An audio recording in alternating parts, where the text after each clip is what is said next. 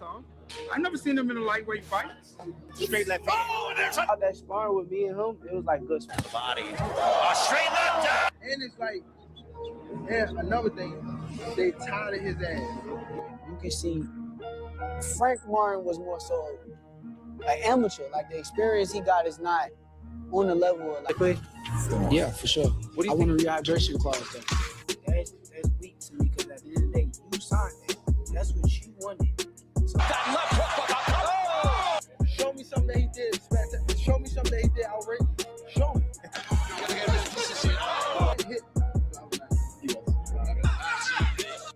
I'm like, see, I told you I'm a real nigga, right? Like he knows that we ain't fighting right now. Oh, because of the opposite side. Right. In the Joe Louis Center. How you keep mentioning me? Yeah. You know what I mean? Right. It's about love, man. You ain't got nothing to say about it. He haven't done nothing. The young one is looking more better than him. A big star, like for me, I need to be right there next to Tank and whoever. I wouldn't say it's the best fight. I wouldn't say it's like the best fight in the best.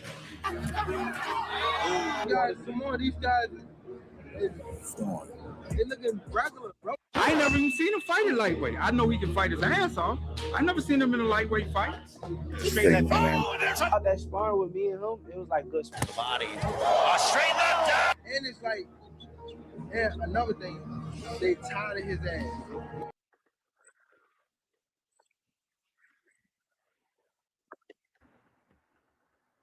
Could have won, but they didn't. Right? Okay then. That's their problem.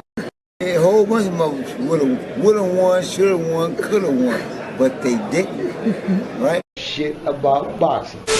Most motherfuckers don't know shit about boxing.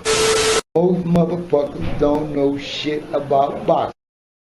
Yeah, I ain't gonna lie, I'm getting cooked. Many traits, a master of nothing. We know you don't know nothing about boxing. Champion of the world, Mike Tyson.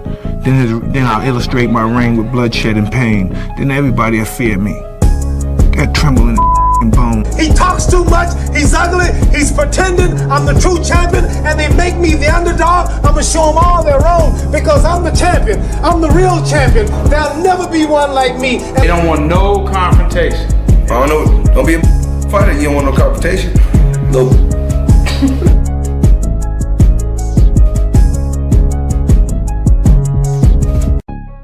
Friday night, it's 10 o'clock. Y'all know what that means. Time to talk this boxing shit with the angry white man. If you're easily offended, this is not for you. If you're glazing average fighters that are overachievers, this definitely ain't for you. So check any bitch ass feelings at the door and give it up for the angry white man, D1, and William Old School.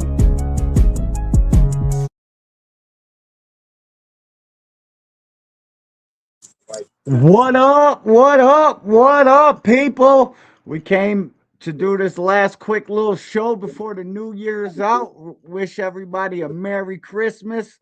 Talk our little shit. I was gonna take a break for this weekend and next week, but we can pull off a quick one, make our picks for this week. So it's the last card of the year. I got a pretty dope new camera.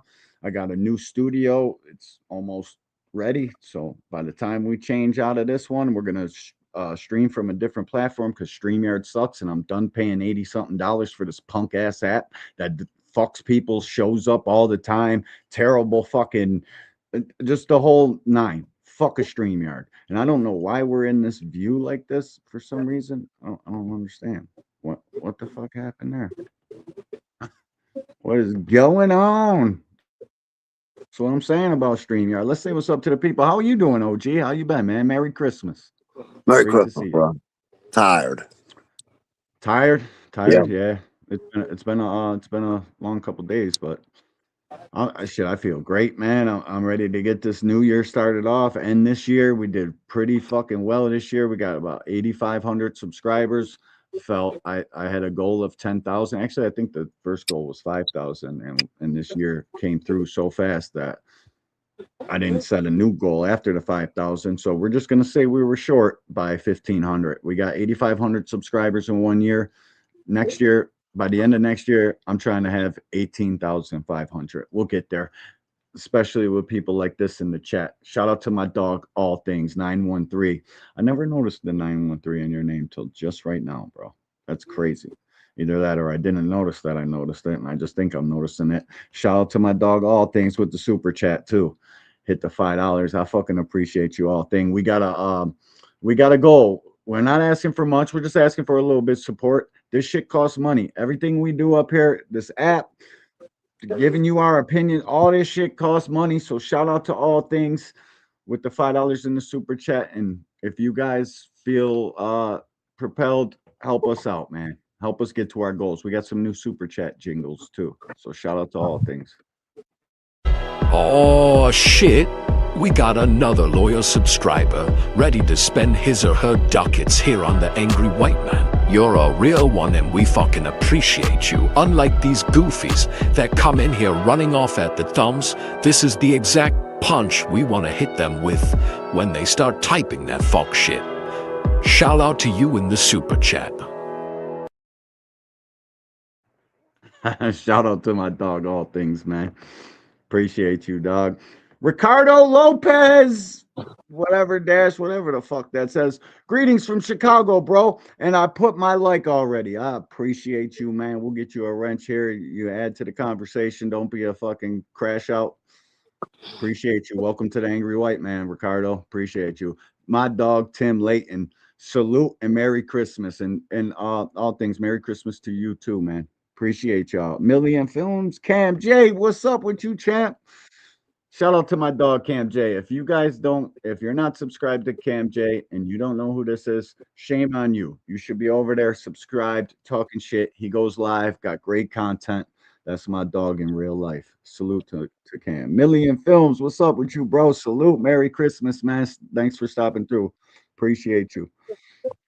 Like I said, Ricardo, I got you in a wrench. Just add to the conversation. Quee, the beautiful Quee. Thank you for stopping through, love. Appreciate you. Hey, my friend. And Quee does her lives too. Go over there and subscribe to Quee. All the content creators here in this chat, guys, go subscribe. If you don't know who they are, Quee's live every Thursday night, 10 p.m. Eastern Standard Time. Go check her out, man. Appreciate you, Quee. Oh, Miss Joette, Merry Christmas, love. Thank you for stopping through, and that's a channel member. Appreciate Miss Joette just a little bit more because see that little badge next to her name signifies she's a real one. Appreciate you, Miss Joette. And Mia L is hungry. I'm always hungry, bro. Salute to you. I'm a skinny motherfucker that eats about 10 pounds of food a day. So salute to being skinny. Shout out to my dog, Jaquin. What's up with you, champ? Salute, Brody. Merry Christmas to you and your family. Hope everything's well with you, man. I think that's all. I think that's it. The people that came in so far.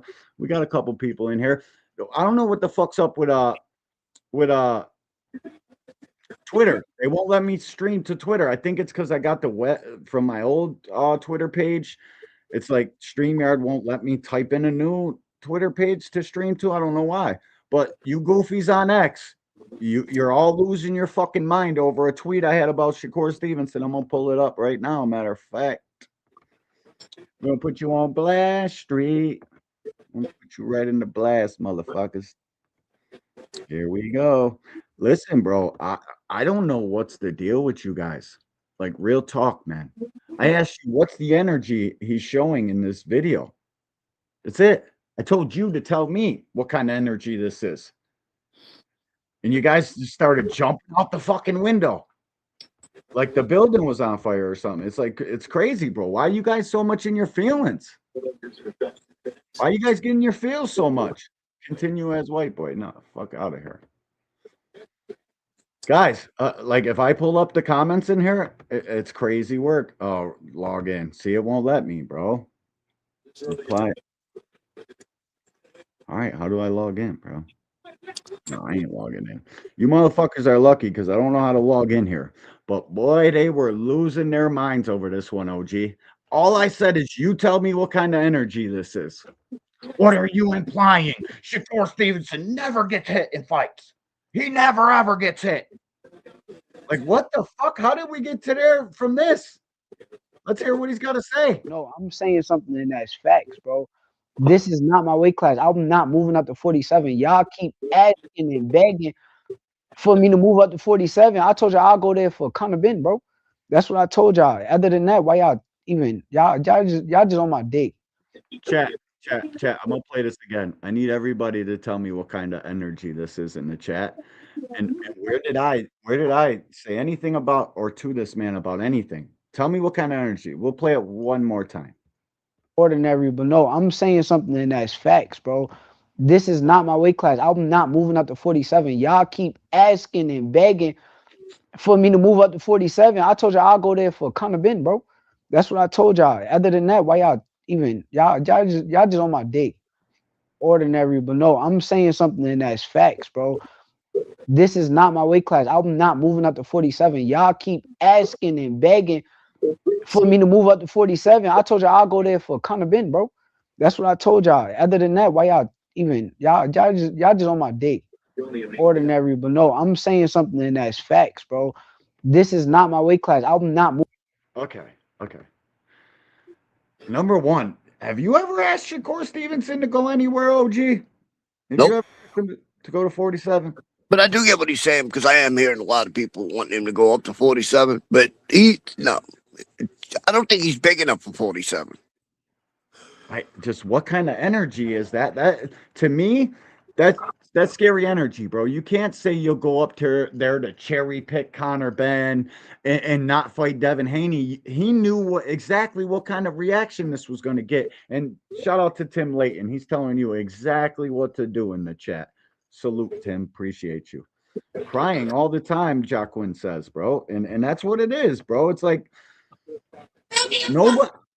I can't recall ever asking him to do anything of the sort. Ain't nobody ever asked him to go to 47. The only thing I want him to do is act like a B-side to Gervonta Davis, and let's get that fight made by any means necessary, bro. It's not, and the way this sport works, when you're been calling and asking and begging for the fight, and now he's got a great fight.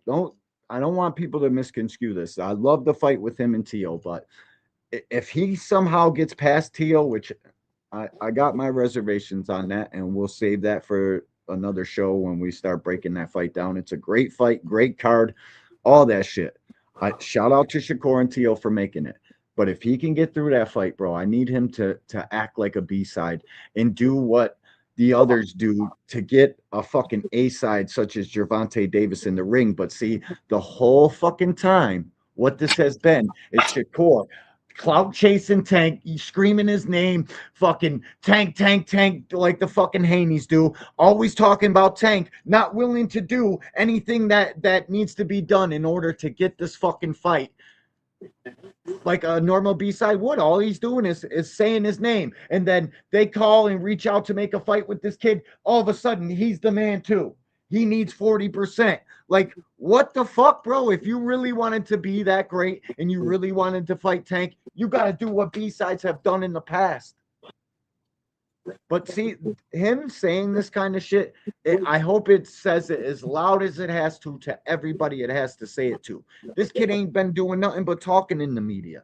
That's it. When it comes to Gervonta Davis, all he's been doing is talking, flogging, straight up, capping to y'all. And y'all drink and eat that shit up. You know, and this is how I know. Shakur Stevenson fans are so fucking delusional. I showed on X, same app.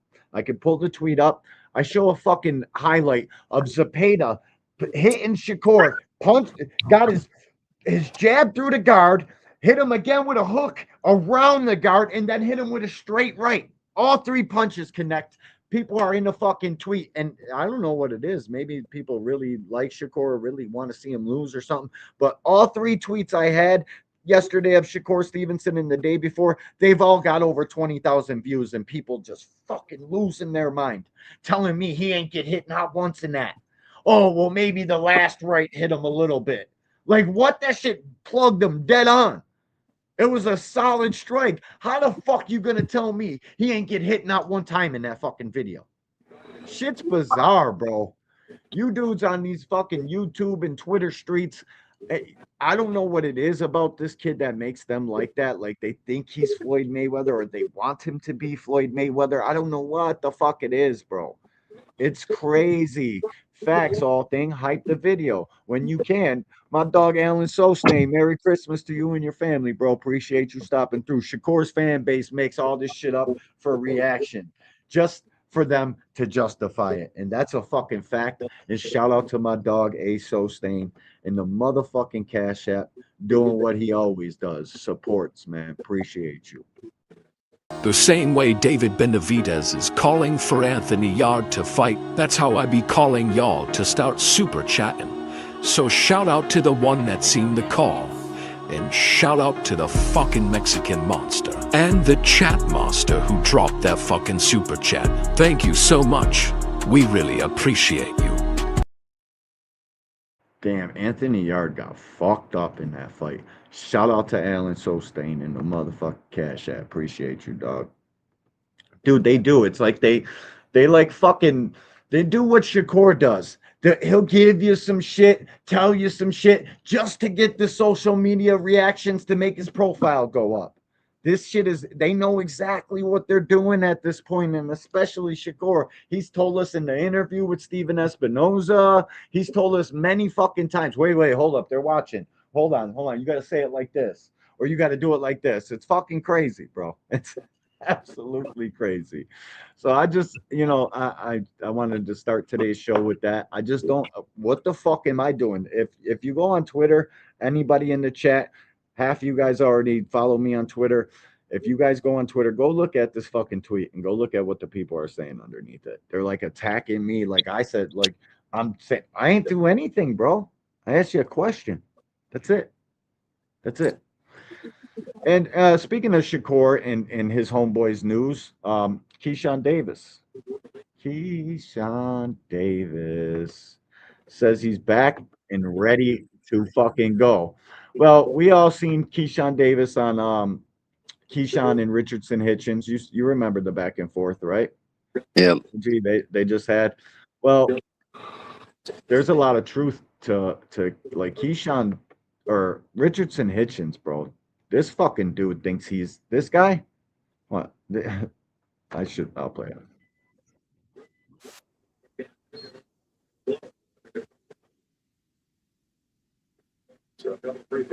If you're playing and nobody's hearing it.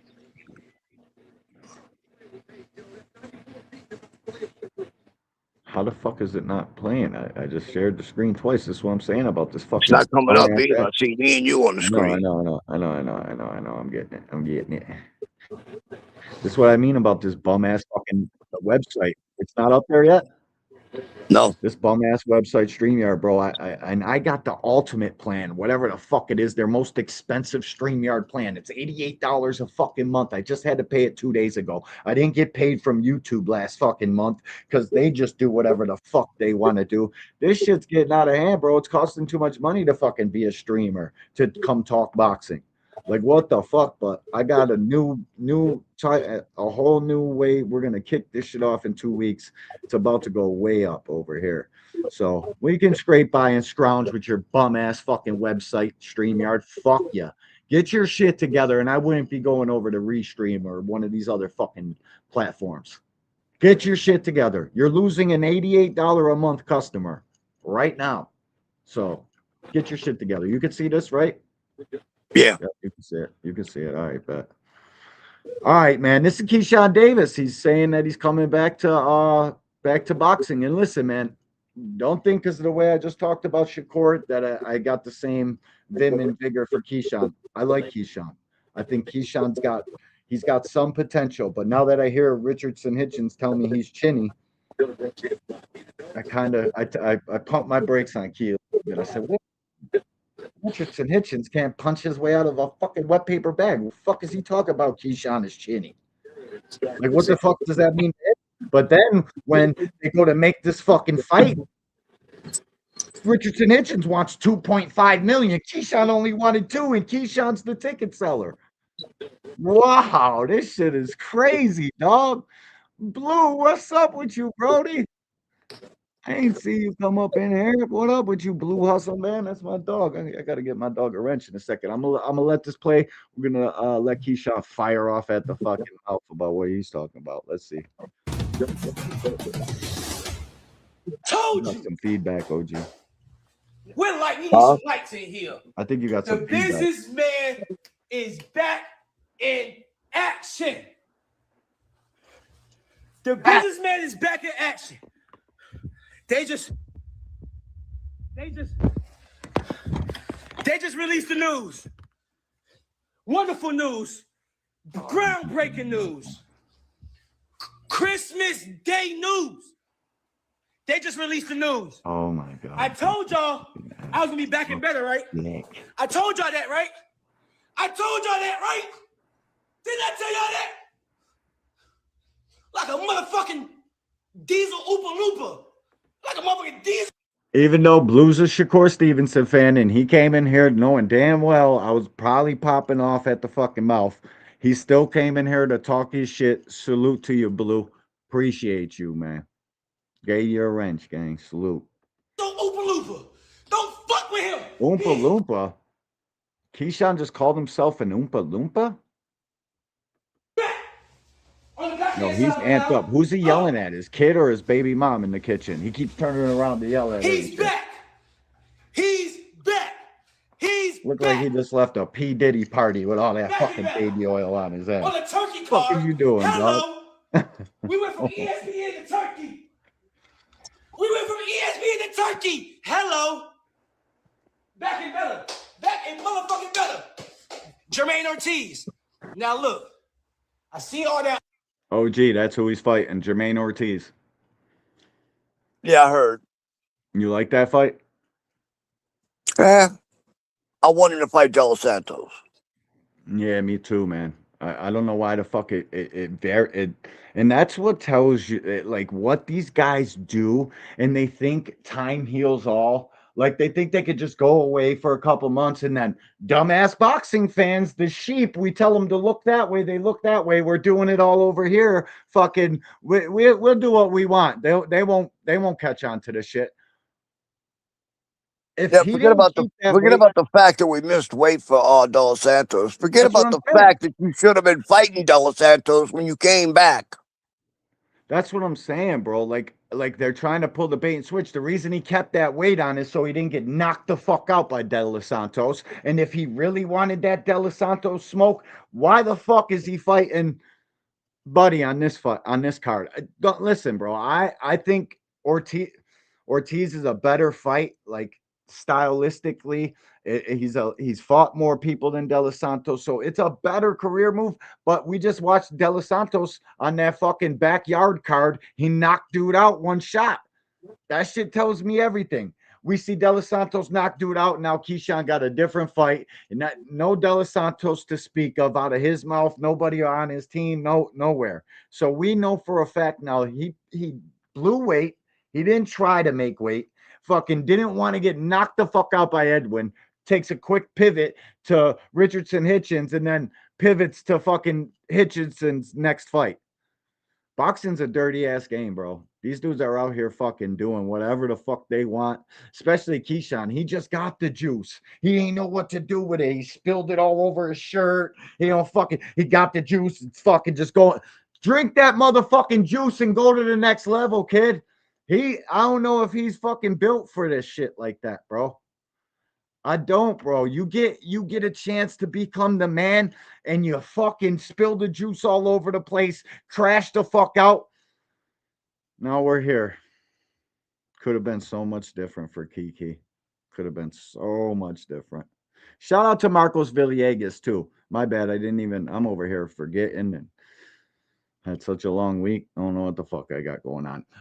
YouTube, this is for educational purposes only, and you know that. We're up here reacting to some shit all the time. So I don't know why sometimes you start tweaking and sometimes you don't. Fucking, we're up here educating and wilding out. So let us live. Arguing and Philly family y'all was doing on Twitter the other day. It was so hard for me to keep my cool and shut up. Oh, shit. I've been to Let's see what Alan had. A Sostain says Keyshawn was in just what I'm saying. He was there, bro. Keyshawn was in perfect position to become T.O.'s mandatory and force him to duck. Shakur took that shit from him. You just reminded me of that. Thank you, bro. Because I just forgot all about that shit. How is Keyshawn like, bro? I heard Knockout talking about it a little bit today. Shout out to Knockout. Bro, I like for me, we're friends, bro. How the fuck I get named #1 WBO mandatory, and then you're popping out with the fucking with the fight to the #1 to the fucking WBO champion. But then he says he's jumping straight from four. He wants to go up and fight Devin Haney. And Devin Haney and them ain't answering the call out. I don't know what's going on. But thanks for reminding me. Boxing hacker, salute, bro. Kind of weird you said hi to Blue Hustle Man before you said, oh no, wait, I missed it. Hack Attack comes in here saying, Key too big for 35. He coming to beat your favorite fighter up, bro. You better watch what you say. John Parnham, what's up with you, Johnny P? Salute, Brody. Merry Christmas to you and your family, bro. You and your beautiful family. I see you with your daughter there, bro. Salute to you, man. Salute to everybody. Hacker, to you too, man. Happy Kwanzaa or whatever the fuck it is you celebrate. I don't even know. You're probably a Christmas cat, though. Yeah, well, you know. Salute to that, though. Salute. The card is a good card, in my opinion. Oh, it's a fire ass card. It's a fire card to me. The card is lit. You got Keyshawn and Shakur Stevenson on the same card. 5 months ago, do you think you could ever have said that? What's Turkey that? changing shit though, and that's why a lot of this shit is kind of like we rag on a lot of these guys for fucking fighting on undercards and shit. It's the situation, bro. It really is, man. The fucking this guy's over here just throwing away money, lighting shit on fire. Here, you're on this card. You're packing these fucking cards up. It's kind of fucked up, man. You're losing a lot of money. Either that or boxing is in that bad of a state to where these guys they're not worth the money they're asking for. They can't sell fucking tickets. We got to fucking maximize our dollar and put them all on the same card. Or is it a guy from Saudi Arabia that don't know dick about boxing lighting money on fire? I haven't quite figured it out. I think I kind of got him figured out though now, bro. Oh, hold up. I got to turn He's paying these guys money that they're not even worth. Let's face it. None of these guys are worth the money they're being paid. And he's doing it because it keeps them from going back to the other promoters, because the other promoters are not going to pay them that kind of money. So the only one that they can fight for and make that kind of money is Turkey. So I doubt you'll be seeing these guys fighting for the other promoters. And I think Turkey did that shit on purpose. Yeah, that's what I was just about to get into saying. I think it's all on purpose, OG. I think it's to bottom out the American market. Let's show all to get that fucking Ali Act reformed. Because, bro, that is spit. People don't really quite grasp it. To get that fucking bill reformed to where you can operate as a UBO, it changes it changes everything, bro. It's a big fucking deal. Would these guys get that shit reformed and they start operating these UBOs, bro? It's a game changer, dude. Turkey over here saying, look at me, yay, yay, yay, the whole time, the Trojan fucking horse, the whole time. Everybody should have been listening to what Sean Zettel had to say. Shout out to Sean Zettel. He's literally one of the last real boxing journalists left. Shout out to Sean. Guys, if you get a chance, bro, go check out Sean Zettel's opinion on this whole Turkey Al Sheikh shit. He's done full video breakdowns and all that shit, man. Actually, I could probably pull the fucking videos up here, but we got to make some picks and shit. So I'm going to get through this Keyshawn shit. They should have kept Hitchens on the card. No, bro, he wants $2.5 million to fight anybody, Alan. Should have kept Hitchens on the shit. Yeah, that's what I'm saying. Why didn't they just leave Hitchens versus Ortiz and then add De Los Santos? The reason being, is because this fucking guy didn't want to fight no De Los Santos. That's why he kept all that fucking weight on. You know what I'm saying? Bro, and what Cam had to say? Cam said something. Hold up. Let me pull up Cam. Fire boxing card is full of 50-50 fights. January 31st. Don't pose as fire to me. This card just has names that's fighting showcase besides the main event. No, bro. Ortiz and Keyshawn is as 50-50 as it gets. I think Jermaine Ortiz is the most underrated fighter we have in the game today, my boy. I mean, it's. I hear you. I hear you, but I think it's a fire ass card, bro. I'm getting it for free anyways. I pay $45 a month for the zone. I ain't gonna complain about that shit. The only reason him and De Los Santos ain't on there is because he didn't want to fight De Los Santos, and it's clear to me now. It's clear to me now. De Los Santos must have that thunder crack. He must have that shit. Shakur, like, yo, bro, it's Dude, not. Shakur probably warned him. You can't be cutting all the way down there, bro. He gonna knock you the fuck out. Key, you know you chinny, Key. I knocked you out in sparring. You can't go cut all that weight and go down, go fuck with Edwin in your hometown and get sparked the fuck out. Yep. So come in overweight, miss weight, and then get thrown out, and then do something really ridiculous and get thrown out for a year. Real shit. Sin Ironheart in the building. Salute to you, champ. Merry Christmas to you and your family, bro. I don't know if you actually you probably don't celebrate that shit. You woke. Salute to my dog Sin, man. Thanks for stopping through. Exactly what Cam talking about. What Cam talking about? I'm not. Cam got his right to his opinion. I hear what he's saying. I know what he's saying. He's saying, bro, they're just throwing names on there, and their styles don't necessarily mesh up. Shakur and Tio can be a motherfucking snoozer. We could literally fall asleep. Everybody in this chat, all 26 people in here, slept the fuck out. Everybody snoozing, not because it was not because we got knocked out, because that bitch was that boring. We fell the fuck asleep. Shakur should be thanking his lucky stars they got fucking Keyshawn on there, because one thing I know for certain about Keyshawn Davis, he cares what the fans think about his fighting, and he's trying to put on a motherfucking show. He's trying to get to the fucking face of boxing. So I understand what Cam's saying. Fucking Keyshawn inactive. Ortiz, what was his last fight on some no-name card? We don't know how he's looking, really. You'd have to be a hardcore boxing fan to have watched Jermaine Ortiz last fight, unless he fought on Pro Box. I could be mistaken.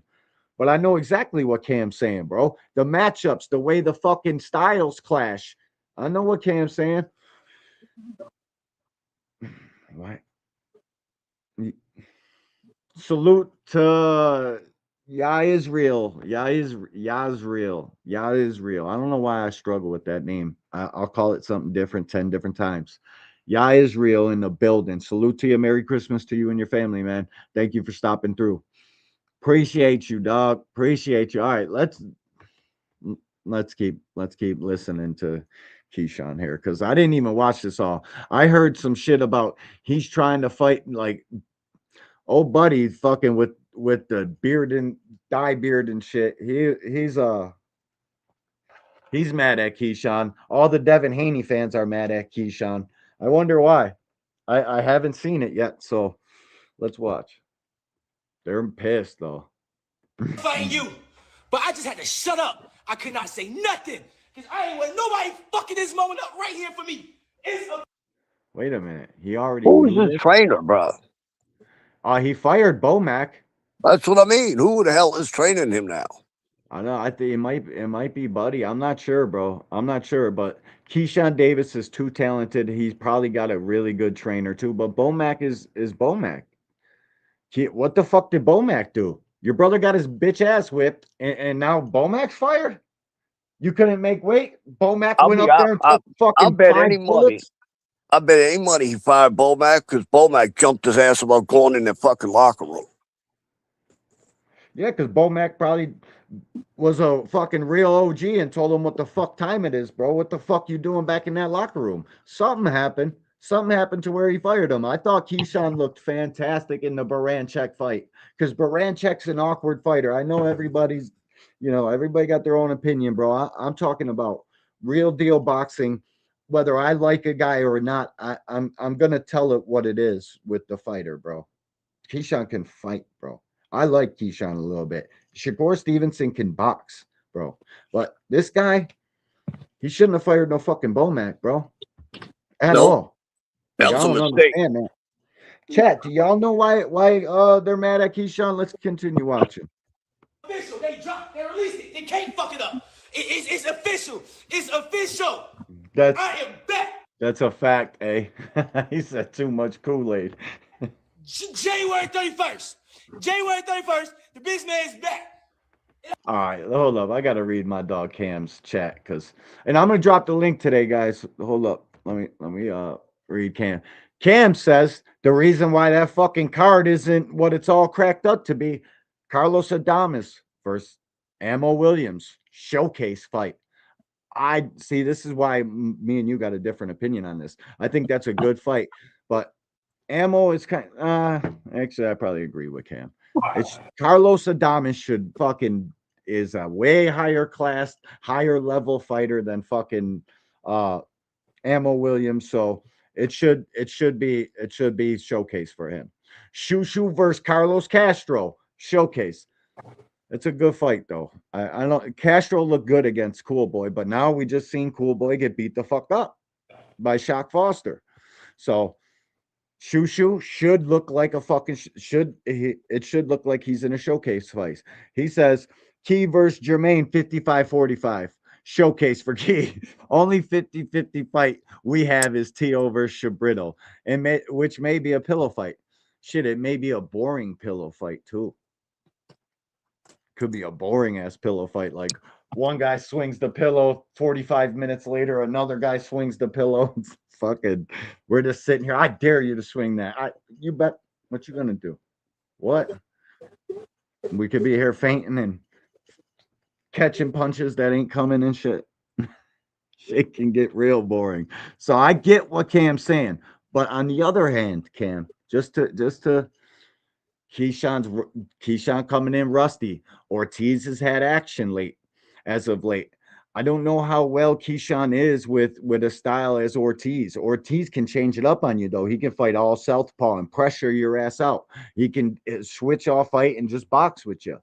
I think T.O. and Shakur is definitely a 50-50 in my opinion. It all depends on which T.O. shows up. I'm leaning towards T.O. because it's too much shit he's got in his favor. The punching power, the fucking better experience. He's been here more times. He's been at 140. Shakur just coming up. I know the kid can box, but I just watched how slow his slapping. Not only that, bro.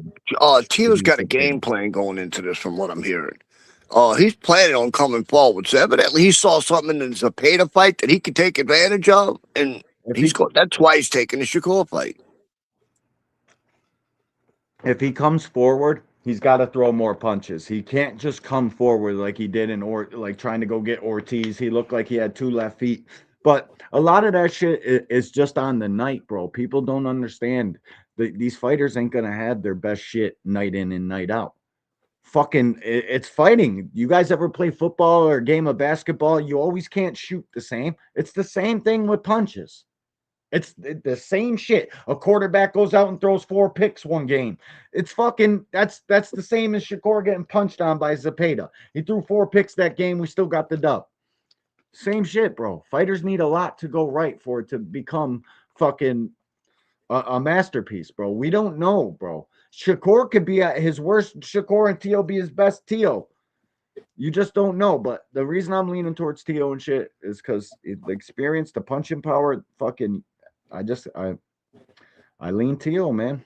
I lean T.O. T.O. is stranger than Shakur. That's no doubt. Hen dog, salute to you, bro. Happy holidays to you and your family, Brody. Appreciate you stopping through. Miss Joette says, if everyone blocked Boxing Hacker like I did, he'd literally be in the chat talking to himself because nobody would be able to see his stupid ass comments. Miss Joette, you can do what you got to do. You got the biggest wrench in the chat. But Hacker, sometimes he'll throw a super chat every now and again. So I let him stay around. But right now he beat me for $100. I'm about to have to fucking time his ass out to tell you. And he only gave me $5 back in a super chat, punk ass. So I get you, Miss Joette. Look, there's an article I read I got to send you. I'll send it to you sometime this week. For what? What article on what? This guy that does MMA actually had a conversation with Dana White, and he was talking about it, and he said he don't know whether boxing people realize this, but Dana told him that after TKO starts putting on their events, Turkey's cutting the funds to the rest of them. He's going to do one event a year after that, is whatever season, where the other fighters can fight and make big money. Other than that, all his money's going to TKO after that. So what are these guys going to do when they have to go back and deal with the freaking other promoters and take what they're offered? And they're not going to get what they're getting from Turkey from them. Yeah, see, and I've heard rumblings of that too. I've heard whispers of that too. We got to wait and see. I think he's got his, like he said, he had 17 months of engagements or whatever. We got to watch that play out and see if he puts on any more big cards, because right now he's got more big cards as TKO starts. TKO starts in January. It starts like a couple weeks. So he's still putting on a couple events, and we'll see if he gets through these couple events and there's no more fucking announcements, OG, then we know that what's the deal. They're going full force with this TKO shit. And I think so. I think he blew an unlimited budget. He literally lit too much money on fire. We were screaming and yelling and telling all these fucking people. And no, Miss Joette, I didn't hear what Bozy said about Shakur and sparring. What did he say? Let me get the link. Miss Joette. You know what's funny about that is I'll pull that shit up. What's funny about that is all these guys like Shakur, Devin, Theo, they all none of them can draw a crowd to save their freaking lives, dude. They're doing all no right. crowd at all. What are they going to do when they have to go back to the other promoters to try and make things happen, and they're not going to get paid what they're asking? They're going to have to settle for whatever these guys give them. Oh yeah, we're about to be fucked up. Opulent LD. Salute to my dog. Thanks for stopping through, Brody. Miss Joette, let me see the link to what Bozy said. If you got it. If you don't, it's all good. But I think I seen something about it. I thought he said that Teal's in trouble. I thought he said it's a good fight, but Shakur gonna win easy. But I didn't hear nothing about sparring. Salute to my dog Opulent though. Happy holidays to you and your family, Brody. Thanks for stopping through, man. Yeah, Tio don't take fights. You know as well as I do. That's what's gonna happen. As well as I do, bro. Tio don't take fights unless he sees something. Well, nah, bro. I can't see Bob Arum and the good matchmakers at fucking the great matchmakers over there at fucking Top Rank taking their last guy. But I don't know where they're at with Keyshawn. This is why I don't know if this is right or not. But I would imagine they don't want to take one of their last guys and put him in a fight with Shakur Stevenson and lose all them fucking belts if they don't think their guy can win. They definitely think Tio can win. They wouldn't put him in this fight if not. Top Rank's down bad, bro. But this Japan fight they got going on this weekend with fucking Turkey in the ring in Saudi Arabia, it's on at 4 a.m. Anybody in the chat staying up for that joint? I am. I know I'll be there. I'll be up at 4 a.m. I might even turn on YouTube and start calling punches at 4 a.m. and see who's a real boxing fan. All these people fucking claim to be real boxing fans. I might just pop up at 4 a.m. Huh? Tonight?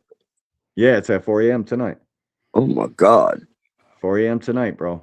Yeah, we got so far off track with this Keyshawn shit. I'm gonna let this play, bro, for as long as I can without stopping it. And then we're gonna get to the Picasso Monster in a way fight picks. We got a weigh-in to watch. They got some good fights, man. They got some good fights. Let's see. There's too much going on. For me. Look how beautiful it is. Come on, man, look. Oh yeah, I seen that, Miss Joette. I'm so lit right now. 30 degrees. I can't get sick. Thank you for reminding me. Now that you said that, fucking Bozy said I seen Shakur dealing with heavyweights and light heavyweights and sparring and putting some down too. But Miss Joette, if he did see him fight with some light heavyweights and put him down, it's because Shakur was probably heavy as can be himself, and the light heavyweight was probably on the level of fucking, probably a tomato can light heavyweight or a very young Gotta light be, dude. heavyweight where Shakur Shakur can can't get in punch and worth out. a damn, dude. Ain't no way he's putting down heavyweights. I don't know if I don't know if it's so much he can't punch it or it's that he's I'm the way talking he about his stands. hands, bro. Yeah, the weakness of his hands. I'm talking about if he stood as an orthodox, I bet you his right hand would have some more stank on it. It travel further. That's the way you're supposed to stand. Your good hand, your whatever you throw a football with, that's your power hand in boxing. You don't fucking put your power hand forward like wrestling because now all you can do is jab and hook with the shit. You throw half your power away. Stupid as shit, bro. Real stupid. But yeah, I'm gonna let this play. Let's hear Keyshawn spazzing out. I'm excited for Keyshawn's return. Like I said earlier, bro, I think boxing is a better place with more ticket sellers, the most personalities, the most guys that can fight and talk shit as we can get. That's where our sport is dead as a doornail. Dead as a doornail. And did you watch the? Yeah, you watched it. We watched the Jake Paul fight, right? Was I live? Did we go live for it? Did we go live for it? I don't even But you remember. went Dude, live his for it. I was jaw, in the back. his fucking jaw was broken in two places, here and here, fucking completely separated from his body, bro. The one picture, dude, it shows people think it's AI or it's fucking, doctored or whatever. No, that's the real photo. Jake said, I seen him on Impulsive, his brother's podcast. Like the next day, he was doing it with a broken jaw. I'm like, God damn, this dude literally just had surgery to plate his jaw back in place, and he's already back out here talking shit. He said he's taking a little bit off. Then people said he's retiring. He's not retiring. He's going to help out the girl Puerto Rican star he's got, building more gyms. I don't know if people really know what that guy does, bro. He opens up gyms across the fucking nation. Puerto Rico, he's got like 26 different boxing gyms. Shout out to Jake, man, taking that fucking $92 million broken job, because I would do that in a second. Now that you brought that up, I want to say one thing.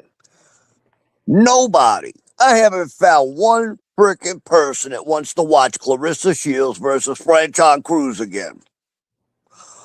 Clarissa, if you listen to us at all, go fight green and grow a pair, please.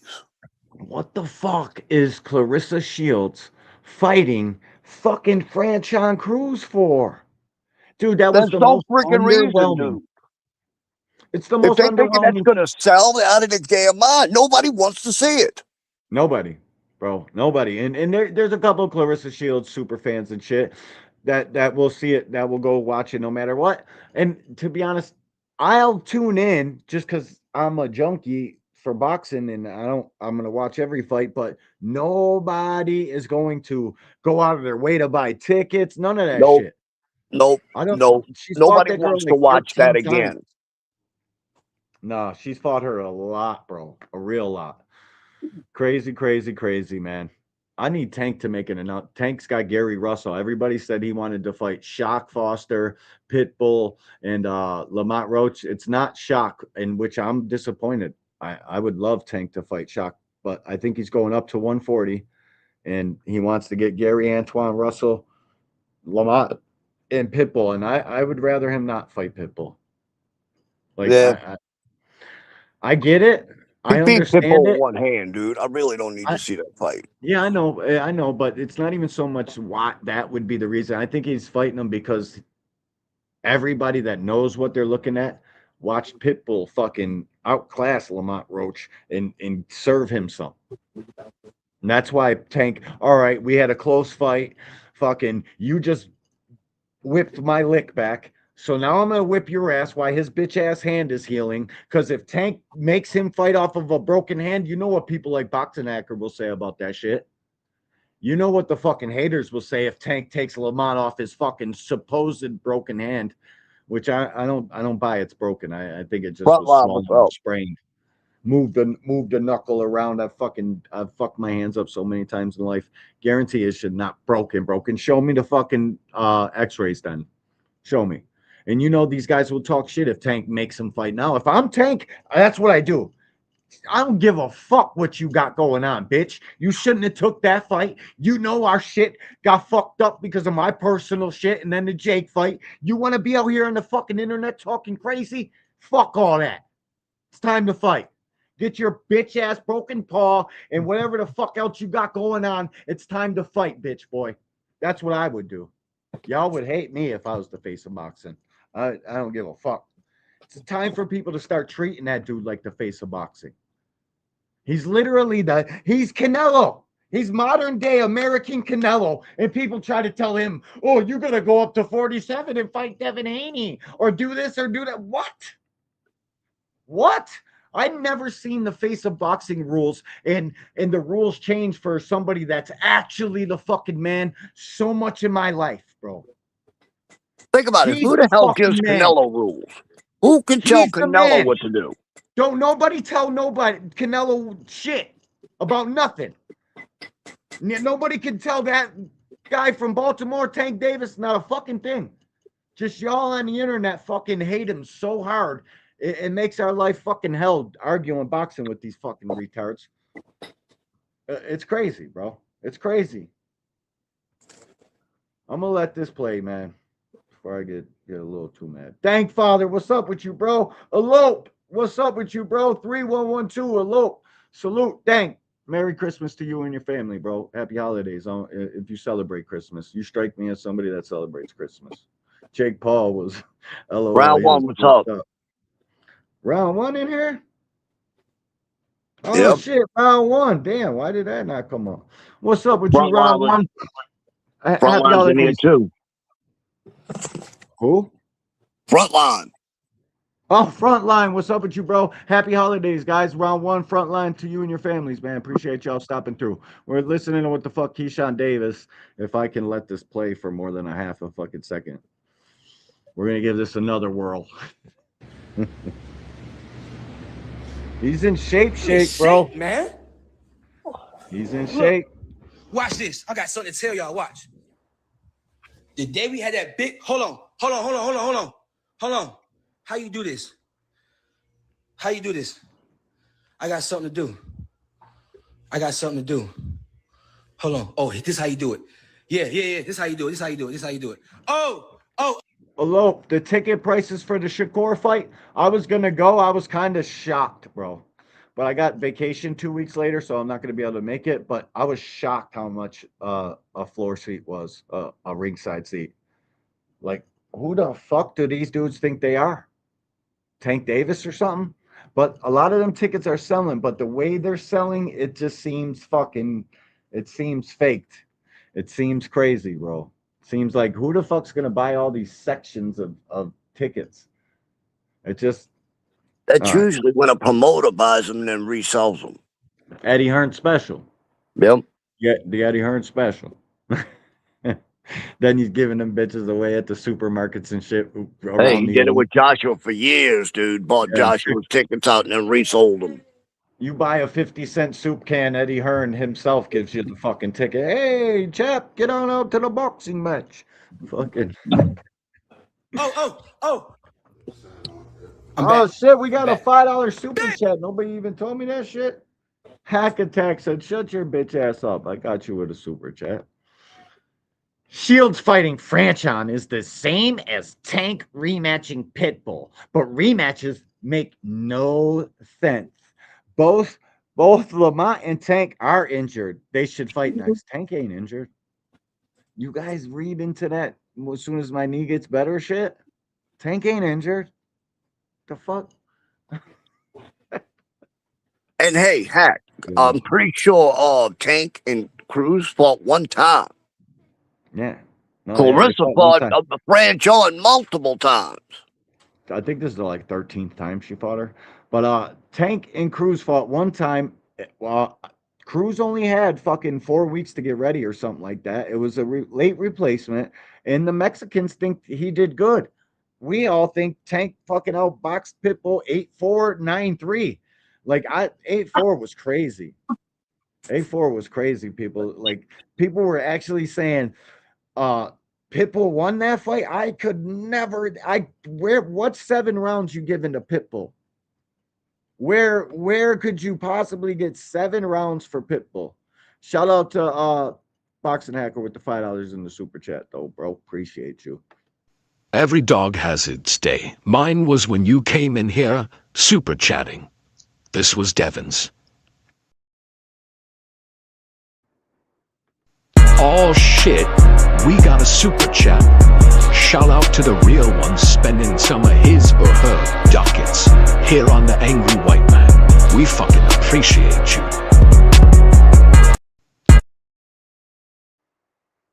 Appreciate you, Hack Attack. Appreciate you. Let's hear what the fuck did. That's all y'all need to see. That's all y'all need to see. Co-main event, me and Jermaine Ortiz is gonna be a banger. Carrington, Jermaine Carlos. Jermaine. Who the fuck? Oh, Gerard. They got Big Baby Miller on there fighting somebody we ain't never heard of, and two guys at the bottom. Kevin, I ain't never heard of them guys. Who the fuck is that dude? I can't even read it to tell you who the two guys at the bottom are. But yeah, it's not as good as the card as I was talking about. Let me look at this. We got Keyshawn versus Ortiz and Shakur versus Lopez. It's a good card, but like if you don't have the DAZN package, the ultimate, you got to pay $75 for it. It's a pay-per-view. So if you're not buying DAZN for $45 a month, you're fucking paying what 60 or 75, whatever their pay-per-views are. Yeah, I kind of side more with Cam than Fire. I'm okay with it because I got the DAZN subscription and we got two main event fights, a co-main that could be its own main event. Keyshawn would go sell out fucking Newark in a second, dude. Them people in Newark didn't go nowhere. They probably like him more. Like the gangsters, dudes that come from the streets. We look at an instance like that. It's like, all right, he's young. He'll get over it. I mean, we want to see the next fucking fight. We ain't gonna hold it against the kid like it's fucking. I'm all for innocent until proven guilty type shit. Like I know young men make mistakes. I know they fuck off, and I know they do shit like that. Let's see if he can get it back together. If I was close to Newark, I would go catch the fucking Keyshawn fight in Newark, guaranteed. So I don't know, man. It's not off the chain. We got to see the fights play out to fucking say it's absolute fire. It's a fire card, but like one of the best ever. We got to see the fights play out. I don't even know what Hacker was calling the card to begin with. I think it's a good card though. Good, like overall, I would say this is 7 out of 10. If you gave every card, if you rated them all on the 10-point basis, this is 6.5, 7. What it could be. But we ain't never used to get cards with this many guys on there, bro. Till Al Heyman came. Al Heyman started packing the cards, and then Turkey did it to what you guys say on a grander level. I don't see it how it's on a grander level because he blowing more money on it. Al Heyman started this shit. You guys do know that, right? I'm tired of Turkey getting credit for shit that Al actually started. Al came with the PBC and started packing every big name star on that fucking card. Turkey just had a bigger bag. That's all. That's all Al Heyman. And he's loading it up with B-sides. Yeah. Man, I just want B-sides to act like B-sides in boxing. That's what I want. They're not going to, because Turkey's making them feel special. Fucked all these guys up. Paying them fucking multi-millions and overpaid by fucking, and that's what he wanted. He wants boxing to shit in the end. He wants it to tank so his fucking UBO and the fucking Dana White experiment shoots through the roof because it's his last ditch effort. That's what I think, anyways. You know. Yep. Shouts out to you, Jermaine, for taking the fight. Because I don't know what, I ain't gonna get into that. Shouts out to you, Jermaine, for taking the fight, for stepping up to the plate and on his Turkey card, amazing cards that he put on, stepping up, taking the fight. You know what I mean? Like, it takes a lot of guts to get in there and fight on these Turkey cards. You never know what's going to happen on these Turkey cards. So I appreciate you, Jermaine, for giving me an opportunity, bro. It takes two to tango. You know what I mean? And you really gave me an opportunity, bro. Like, you gave me an opportunity. You know what I mean? So I appreciate that, bro. I'm going to say that right now on live for everybody. Jermaine Ortiz. I appreciate you, bro, for stepping up, taking the opportunity. You're a hell of a fighter. You know that. You got a big name. You know that. You know, I got a big name. And we're going to get the fans what they want. You know what I'm saying? We're going to get the fans what they want. Boxing Hacker, the only reason he was able to do that is because of the amount of money he had. If Al Heyman had enough money to do that and fucking get these fighters to come to his platform, it's never been Al. It's been the other promoters not willing to do business and shunning him and making it seem like it's what you think it is right now. That's Oscar De La Hoya, Bob Arum, all these fucking Eddie Hearn. They all fucking didn't want to do business with him because of the way he came in and took all Oscar's fighters. It's like, I swear you guys weren't here for this shit. I swear you weren't here for it. No, the problem comes is because Turkey's willing to throw money away, where the other promoters are not going to do that because that's just putting them into bankruptcy. Exactly. Al has a different business proposition for you. You got to bet on yourself. Yeah, we're going to give you more than enough money without selling pay-per-views. But if you take 1.5 and bet on yourself in the back end, you'll get all the money. You won't have to cut nobody out on it. All the back end money comes directly to the fighter. Don't have to pay trainers, fucking nobody off of that back end money. That's why a lot of fucking people in boxing hate that shit. That's why we can't get big fights with these so-called big name fighters, because their fucking managers and their fucking team want this $20 million purse guaranteed fuck shit. Scared to take a risk, because when their fighter takes a risk, he's taking the risk without them because they're not getting taken care of, because all that fighter's money is coming on the back end. But they could work some shit out too. I don't know why they don't do that. Like, well, the thing is the fighters are getting paid and the manager gets only what's in the very front money. That's it. That's what I'm saying. They're not getting paid off of that big check. They get the little bit up front. They don't want 20%. They don't deserve millions of dollars for just signing a damn fight. Sorry. They don't, bro. They don't want 20% of 1.5. They want 20% of the whole pie. 10 million up front, or we ain't doing it. Fucking corny, bro. They don't. It's like they don't understand how fucking this shit was built. You got to be able, bro. Here, if you guys don't know, like in the UK and in the US too, we just don't hear about it as often. Each fighter has to sell a certain amount of tickets. If you're on a fucking big card in the UK, you got to sell 400 tickets for your spot. If you can't sell those fucking tickets, it comes out of your purse. Like, you got to pay for that. Nobody's out here got a passion to lose money, but this retard from Saudi Arabia lighting this shit on fire. Nobody wants to lose money. And now he and his people and the money he had access to, they're done losing money too. You guys will see. That's just point blank period. Hey, Shushu. Shout out to Shushu on the card. You know what I'm saying? Brethren. Okay then. Huh. Who else on the card? I don't even care. Hey, it's going down. I don't even care. I can't read that. It's going down. The businessman is back in action. Let me tell y'all when I got this news though. Hold on. Lee Jackson in the building. What's up with you, Brody? Merry Christmas to you and your family, champ. Appreciate you stopping through, man. Salute to you. Salute to you. Turkey eliminated Sides of the Street. I don't know about eliminated, but he made him go away for it, whatever the fuck he needed. And that's money can make anything do anything. You know that. You know what money makes motherfuckers do. Money makes fucking people do the craziest shit in the world, bro. For me, bro, I'm more about like honor and loyalty. Like certain shit, I don't care how much money you give me. I ain't doing it. But other shit, I'd fight for less. Like the shit, like Jake Paul getting 93 million to fight a heavyweight, bro. I'd do that shit for 93,000. Like, I don't. Maybe I'm fucking nuts or something, but bro, I'll literally go put on a show like that for way less money, bro. I don't care about no fucking broke jaw. That's what comes with it, bro. I'm sure he didn't think he was getting a broke jaw in there, but I'll go out there and fucking run around like that for 93,000. Maybe not nowadays, because that's not that much money. But when I was young, bro, when I was trying to get some shit, you know what I mean? Rental properties I could have bought when I was 25 with 93,000, bro. I'd have bought my whole fucking block I lived on. put a down payment on 10 of them motherfuckers with that money, bro. So I don't know, man. I think fucking boxers need to excite more and sell more tickets before they start asking and wanting all this fucking money, bro.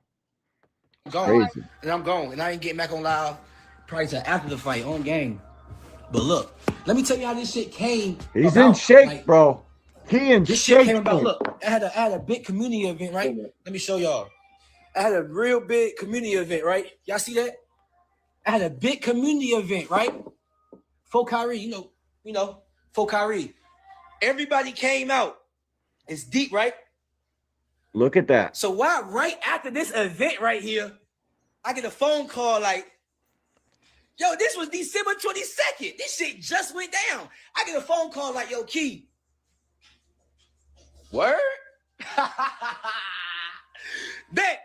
After my brother community day, my brother first community day ever that I did for him. Y'all see how big this is. We passed out gifts. We had.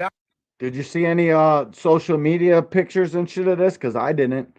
Shout out to Keyshawn for trying to keep it low key. Tank Davis, when he does his giveaways and shit, you don't see them out there fucking looking for sympathy and fucking likes.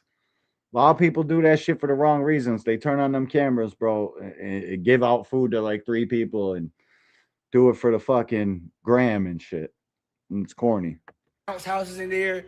We had over 2,000 people in our community day. It was a non-profit event, and people were just in there having fun. Like everything was free. Drop the link. Hey, nobody paid for nothing. Free haircuts, free nails, free nail stylists, free people. Girls get their hair braided. People getting haircuts. People giving away free food. Everything was free. Free gifts. Talking over 2,000 people right here, in and out the door.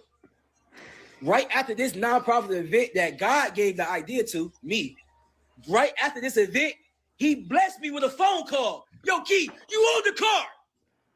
You own the card. You own the card. What do you listen to? Look, I'm about to get off this. Hack attack. What does Turkey call himself? What's Turkey? Turkey's not a promoter. What is Turkey? The same shit that Al Heyman is, or some other bullshit title. Al Heyman is fucking is a different fucking businessman, and y'all are just mad as shit that he tore down mad barriers and walls to all this shit, bro. For real. And shout out to Turkey too for bottoming out the American market, overpaying all these fucking dudes that can't sell tickets to do nothing. Shout out to him for fucking up boxing for the next 20 years. I hope he stays around and keeps paying this bullshit fucking money. Because if he doesn't, who's going to want to fight? That's what I keep saying. I know, OG. Because it needs to be said. It needs to keep being said.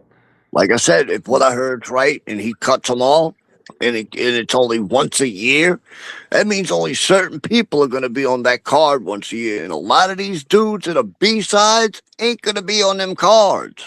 And that's the problem with boxing, bro. These guys that got a little bit of a name, Keyshawn Davis should be fighting 4 times a year. Right now, in where he's at in his career, fucking 3-4 times a year. No fucking doubt about it. Not every fight Godzilla. And that's us as boxing fans. We got to realize that every fight can't be Godzilla. It's not always going to be the fucking toughest fight of your life, bro. And we got to support. We got to do better to support fucking fighters and know that if they just fight Godzilla, the next fight ain't going to be Godzilla. It's got to be somebody they can fucking get through if they want to stay active. Like, you end up getting into these fights, bro, and you're never the same. So we got to do better as boxing fans. They got to do better as fighters.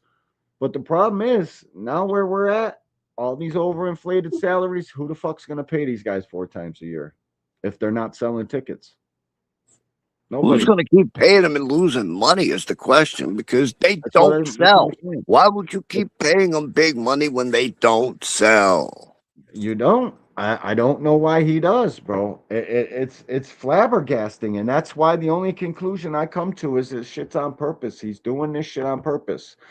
All right, we're gonna get to this card, so I can drop the link in a minute. Let's get through this. We're gonna watch the weigh-in. Shout out to Keyshawn Davis. I'm glad he's back in boxing. Boxing is a better place with more superstars like that. So I just don't understand why go away for as much as he did. Like, to me, these guys got to fight more. We got to get more superstars in boxing. Stay active. Get out here and fight, man.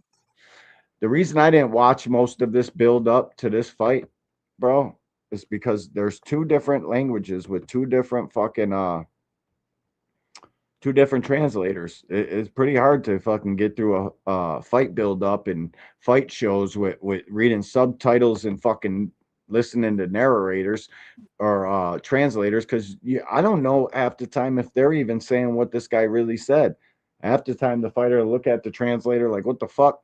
But I watch it. Like, if it's a fighter like Pitbull, I'll painstakingly go through it. But two translators for a fight I don't got no horses in. I know I'll be up at 4 a.m. watching the shit. But you know what I mean? Just too much translating. Shout out to Marcos Villegas once again on the weigh-in video, man. We appreciate you, Marcos. If you're not subscribed to Marcos and Fight Hub TV and you're a boxing fan, you might as well go ahead, go over there, subscribe right after you slap yourself. This is for educational purposes only. We're liking, sharing, subscribing, all that good shit. So let's get it. Let's watch this weigh-in. Let's welcome from Sagamihara, Kanagawa, Japan, undefeated with 31 wins. 24 of his 31 wins. It just came to me. The reason they're fighting over there at that time and they're not changing it for us is because there's no American superstars. It's Japan. All the television, all the buys, everything, all the excitement, and there's a lot of views on this shit. I was shocked. 90,000 views for the Fight Hub weigh-in. That's like a super fight, bro. That's what Tank Davis gets. Monster is a fucking real life fucking legend in Japan. The entire country. The entire fucking place, bro. And Nakatani too. These are the two guys, bro. And what's going on in this card is Nakatani is fighting a guy and Monster's fighting a guy, and they're supposed to fight next. But Nakatani just ducked Bam to fight in this card and eventually get the Monster fight. And you can't blame him. I don't think Nakatani's scared of Bam. Bam's a smaller fighter. He just wants to get the Monster fight, and this is the plan they got laid out for him. Hold up. I want to see this dude's name. I got to rewind this. That was quick. So Nakatani has got an opponent. Monster got an opponent, and then they're supposed to fight next. And you know how the boxing gods look at that. They don't like that shit. We're not having you and you fight, and then you guys fight each other. Bro, the boxing gods in the universe and karma got a funny way of looking at that. I'm worried for this fight for Monster anyways. Picasso, this can go left. If Monster can't hurt this kid, but he's bigger than Monster. He can take punches. Picasso fucking can eat a punch, bro. And he'll give some shit. I don't think he's got knockout power, but I'm a little worried about Monster's chin at this weight. My dog Cardenas put him down, and he's lucky that shit was at the end of the round. Sure did. That Cardenas knockdown was in the middle of the round, and he had to fight more after that. We don't know, bro. We don't know. Cardenas is my dog, bro. I love the way Cardenas fight. He just won on Pro Box. Shout out to my dog, Roman Cardenas. But this fight's tough for Monster, and like I said, bro, I hope he gets through it. I like Monster. He's one of my favorite fighters. I don't say he's top with my top three, but he's like right there, man. Any guy that can get up off the motherfucking canvas and still do damage and put in pain and come back and win fights, to me, that says everything. So even if we see another guy knock you down, the fight's not over. And that says as much as it can in boxing. If you get knocked down, and boxing fans got to stay watching that fight because we've watched you get up and beat the fuck out of people, you're on a whole nother level to me. You know what I'm saying? How many other fighters you can say they get knocked down, you look and say, this fight's not over? Depends on how bad they get knocked down, but there's not too many guys. Not too many guys, bro. I don't know too many. And you don't see him hugging through the whole fight either. Oh, no. I'm not talking about that guy. That guy's a hugger. Hugger! He's a hugger. What's the happening? Really? First to the scale, we welcome Already did. Sebastian Hernandez. I'll do another one. Hold up. Joseph Jackson, Merry Christmas to you and your family. Happy holidays, bro. Thanks for stopping through. And yeah, I should probably drop some content, but we dropped one already. We had a live stream with our pound for pound list. David Benavidez is at the top of that motherfucker, though. I'll tell you that.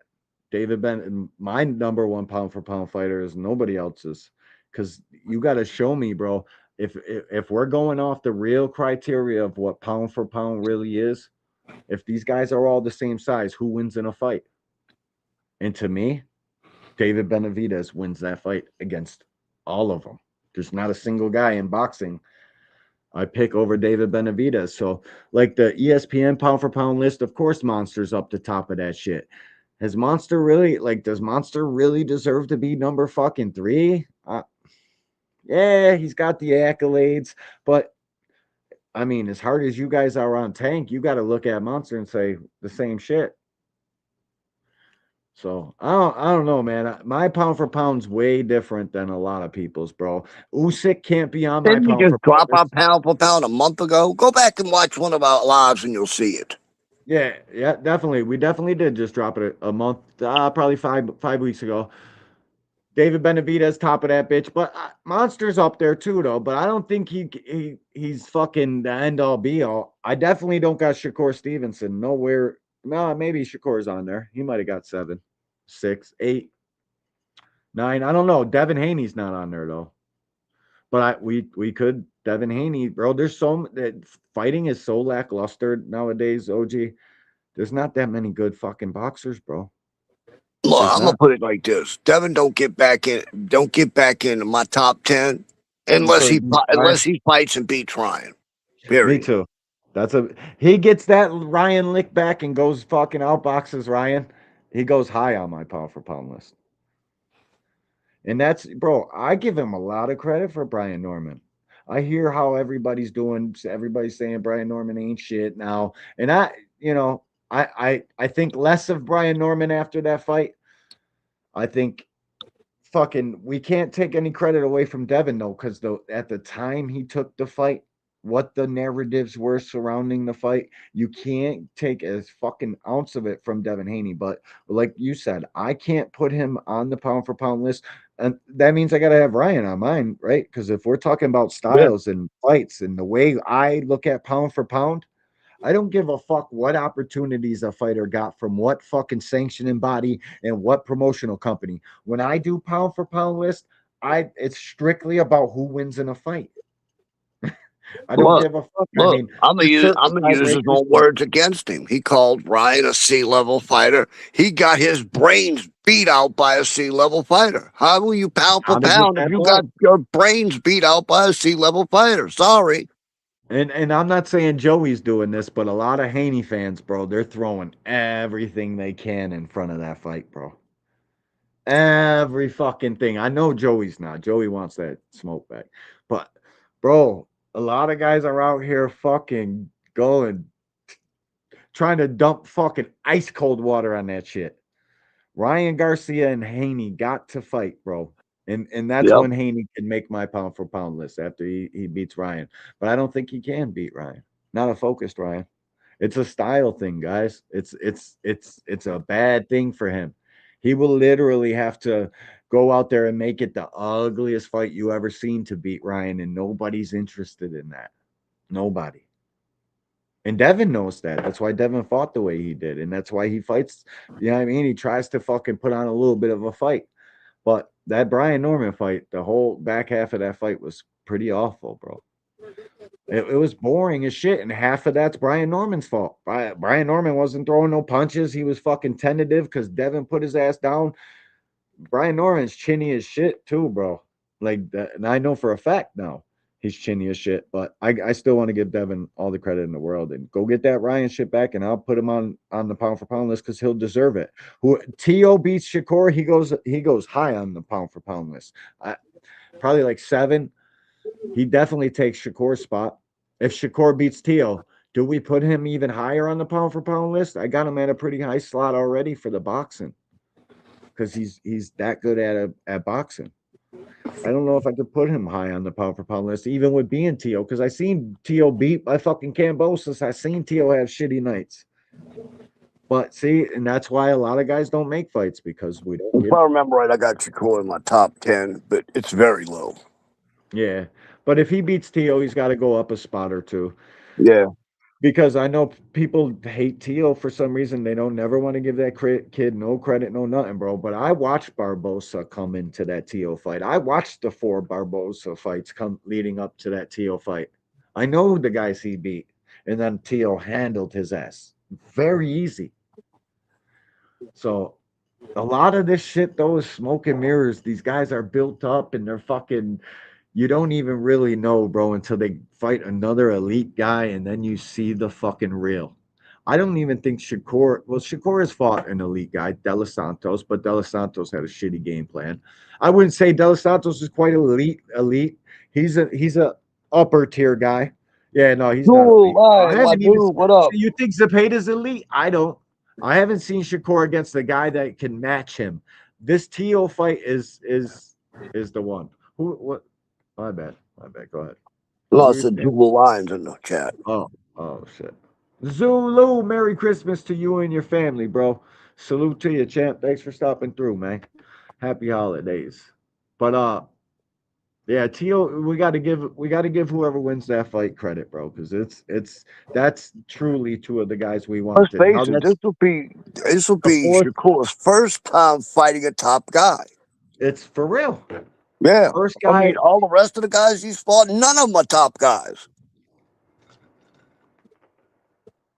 Zepeda is ranked way higher than De Los Santos. I don't care about that. The hacker rankings are bought, bro. Rankings are bought. Ranking slots are bought, dude. You are the dumbest hardcore boxing fan I know. The arguments you have with the bullshit you say. Who cares about a ranking? Dude, I pay no attention to what Hacker says because half the time, let's put it this way, 90% of what comes out of Hacker's mouth is a pile of crap. I tried, Blue. The kid can box, man, and that's it. Nobody understands what the fuck Hacker talking about. Brian is still nah, bro.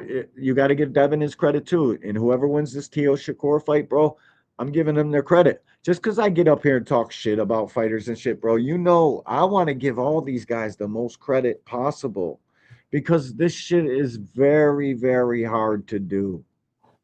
Fighting is the fucking... Got to give these guys their credit, man. To say the least, we got to stop with the tearing down and the bullshit that boxing fans, the arguments they make up, bro. Let's just watch the fights and give these guys their fucking credit because they can all fight a little bit. A little bit. Hacker, how the fuck is Shakur the top guy when he hasn't fought a top guy? They're not, man. You're so stupid. I swear that dude is dumb. Yeah. He hasn't fought a truly top guy. Like, for me, this era is so soft because nobody will fight each other. They can fight, but fighting each other, they just won't do. That's why I call this the softest fucking era ever, bro. We are literally in the softest era because T.O. and Shakur is the 4th elite fight we've got in the last 5 years. Number 4. Tank Ryan Devin, Shakur, and fucking T.O. Who was the other one? I mean, I would say Bud and Spence, but Spence was not elite at the time he fought. Bud Spence was... I don't even consider that fight when I'm talking shit. But they both got in there and did their thing. So, we got so little fights, bro. These dudes are so bitch made. They all want so much fucking money, bro. There's not that many fights, bro. There's not. I mean, Zepeda was a good fucking start for Shakur. That was Zepeda is as elite as he got in there with. But fucking they say what's the kid with the left hook he fucking beat up? They're trying to say he was elite too. But I give him credit for that guy. The fuck is his name? The fucking Mexican kid who knocked out fucking Burchell. Valdez, yep. That's they say that. But so them guys are like right there. They're not quite elite, bro. They're upper level guys, but they're not quite fucking. Bro, the moment Valdez got popped, dude, he got beat by everybody. Yes, he looked like shit. Well, I am not going to call that guy top of anything. Well, he got his claim to fame by knocking out a fucking war-torn Burchelt that been in fucking straight fucking wars, bro. You know what I'm saying? He got that shit by knocking out a guy who could barely fucking take a strong gust of wind. So, you know, it is what it is. Let's watch this fucking weigh-in. This is Nakatani's opponent, I believe. 120.8 for the undefeated Sebastian Logan Hernandez. That guy can fight, bro. I've seen him fight a couple times. He's probably the Mando or something. The music is crazy work, though. I don't understand. 0.6 for the undefeated former world champion, Junto. I love watching Japanese fighters, bro. I can never remember their name and shit, but getting up that early, it's hard to do. But when I do, bro, I love it, bro. Japan's fighters, they fucking fight, bro. And when they box. And when they box, they don't fucking, it's not moving all around, tying shit up. It's actual boxing. Well, you're going to have to call me and wake me up because I'll be sleeping. What? You're going to have to call me and wake me up to watch that shit. You want me to? Yeah, you might as well. Bro. Fuck. I'll be up, bro. I'll be up, but if I don't get up and you don't get a call, that's why. But I'm literally looking forward to it. I gotta watch these fights, bro. This is a great card. And plus, I really want to pull fucking boxing fans' cards. There'll be nobody in there because nobody getting up to watch this shit. They're not real. As far as them rankings go, that the sanctioning bodies got, sorry, bro. None of them didn't. When are they ever right? So no, Shakur is not number one. Shakur is number one. What? You can't. How you gonna fucking get a guy out the way and just magically leap a guy who's been putting in work at 135 for all these fucking years? He's still a champ. He's the fucking man in boxing. Shakur don't get to leap him by beating Zepeda. The fuck is wrong with you, dude? Who the fuck is Zepeda? Shakur got to beat Tank to be the number one lightweight. Let's face it, dude. Tank has been the number one guy. And until somebody beats him, he remains the number one guy unless he retires. That's it, OG. Tank's the number one lightweight until somebody fucking convincingly beats him because me and William got Tank winning that Roach fight. So, and then we just watched Roach get beat by Pitbull. So, you know, fucking, yeah. And Shakur fighting at 140. Is Shakur going to come back after that? You know how many fighters come back? If you leave the division and go fight a fucking top-notch fight, come back to that old division, you get knocked the fuck out 90% of the time. Mark my words. I'm going to say this for probably about the 30th time. Tank and Shakur not going to fight. And the reason why is because of freaking Shakur's manager. What's his damn name again? Jay Prince. Yeah, Jay Prince wants his big money. Al Heyman's not giving him big money. Tank's not going to fight Shakur, but for anybody but Al Heyman. So in order for that to happen, Jay Prince is going to have to step aside, get out of his feelings, let Shakur earn his big dollars from the back money, and that's the way it's going to have to go for the fight to happen. Jay Prince ain't going to let that happen. So the fight's not going to happen. We got a better chance of getting Haney and freaking Tank than we do of getting Shakur and Tank. Unfortunately. Fight, man. Like, listen, bro. I told you guys the last time I was live what I want. Like, I don't see a better time to go beat Devin's bitch ass than right now. You would get the most credit for it, and I wouldn't be surprised if that fight pops up, bro. Like, boxing's being boxing, bro. I don't know why the fuck Tank ain't going to get that right now. Just that's my fucking 2 cents about it, bro. My honest opinion, bro. I want Tank and Haney. That's the fight to fucking make right now. There's no better time. And I don't know why it's not being made. It's clearly the business of boxing. Because that's when you make a fight like that, is when a guy like Haney comes off a humongous fucking win, beating a killer like Brian Norman, that after the fact, the hindsight's 2020, we all seen how good of a fighter Brian Norman was. You know what I'm saying? I'm still giving Devin his credit, so relax, Haney, guys. Still giving him his shit. But you know what I'm saying? So I don't know why the fuck they're not making that fight. But it could just be fucking, I don't know. Al Heyman don't have good relations. Let me answer this fool. Let me answer this fool real quick. Hacker, we both know Al don't give big down money. Let's face it, he gives like what, $2 million or something up front. That's it. He tells the fighters when they fight for him, they get all the back end money. Jay Prince is not going to settle for his little 20% of $2 million. That's why the fight will never happen. He wants that back. He wants part of that back end money. More than likely, Shakur's going to tell him, no, I'm not giving you that. And I don't blame him. Jay Prince ain't the one getting in the ring taking punches. So Jay Prince needs to go sit his freaking ass down, let his fighter do his damn thing. But he's not going to do that because he's too far in his feelings. He wants his money. The fight's never going to happen. That's all I got to say. Yeah, stop answering him. That's all. He's just typing. Yeah, you're right, 100%, William. This is a good fight. This Nakatani, I have never seen this guy get into a boring fight ever. Every single Nakatani fight I watched live was a thrilling spectacle. Must see TV. That's why I'm getting up at 4 o'clock in the morning for this guy and Monster, because every time I watch these guys fight, they put that fucking pain in. They got vulnerabilities. They get punched. They get knocked down. They don't go running from the shit. They go right back into it. They go fucking fight. They know what this is. This is fucking entertainment. And none of this shit matter if you go out there and fucking stink it up and fucking win a boxing match just to win a boxing match. Nobody gives a fuck about boxing. That's why we are where we are.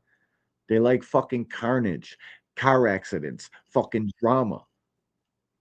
They like fucking action. So I'm getting up for this fight. Nakatani gonna knock this guy out. But this guy's chin, he's got a fucking, you can tell, bro.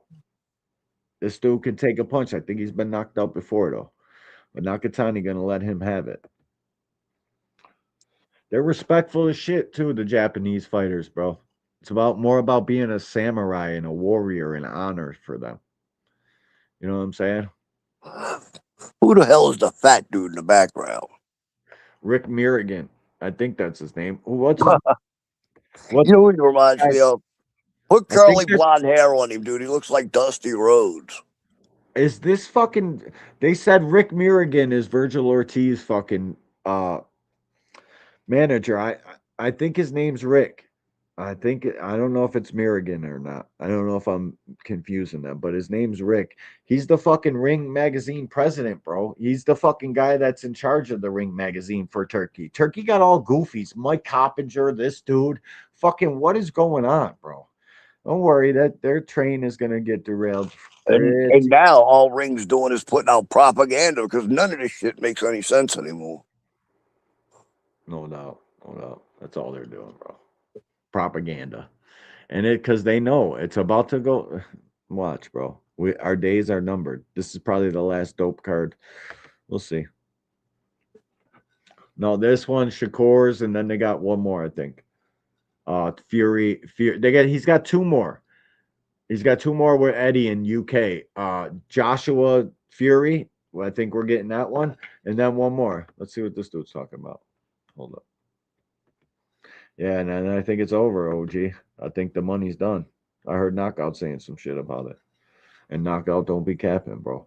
He don't get up here and tell you something that's not fucking in real fucking set in stone, something he read in black and white from a fucking real boxing journalist. He ain't capping to y'all. Only thing you can say he's cap is his opinion on which fighter will win. And that ain't shit. So he says the money's out. I think it's coming to an end too, bro. It's just all the writing on the board and shit. You know what I mean? Can't go on forever, bro, especially if you're not turning a profit or drawing any interest. The people in Saudi don't give a fuck about no fighting. There's people here at this joint because they all traveled there. And I think that's the point. So might just be having all fucking monster fights.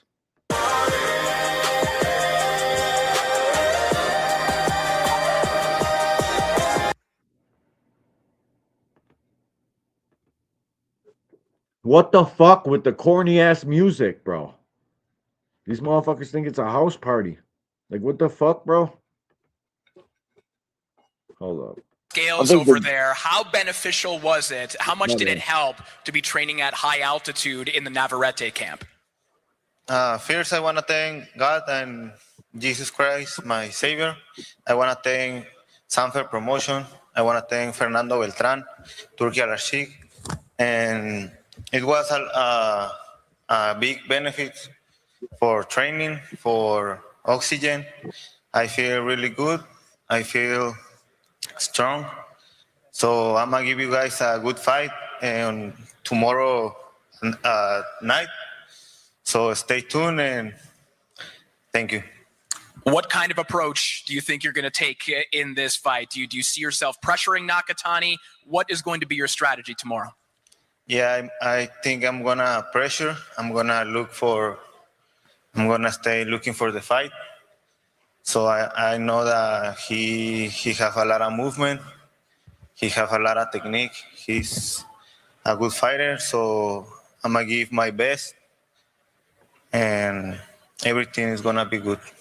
Best of luck tomorrow night. Thank you so much. Thank you, brother. God bless you guys. Junto, you're one of the biggest punchers in all of boxing, and you've been doing that at lower weights. Now you're going to be fighting for the first time at junior featherweight. How much more power will you have?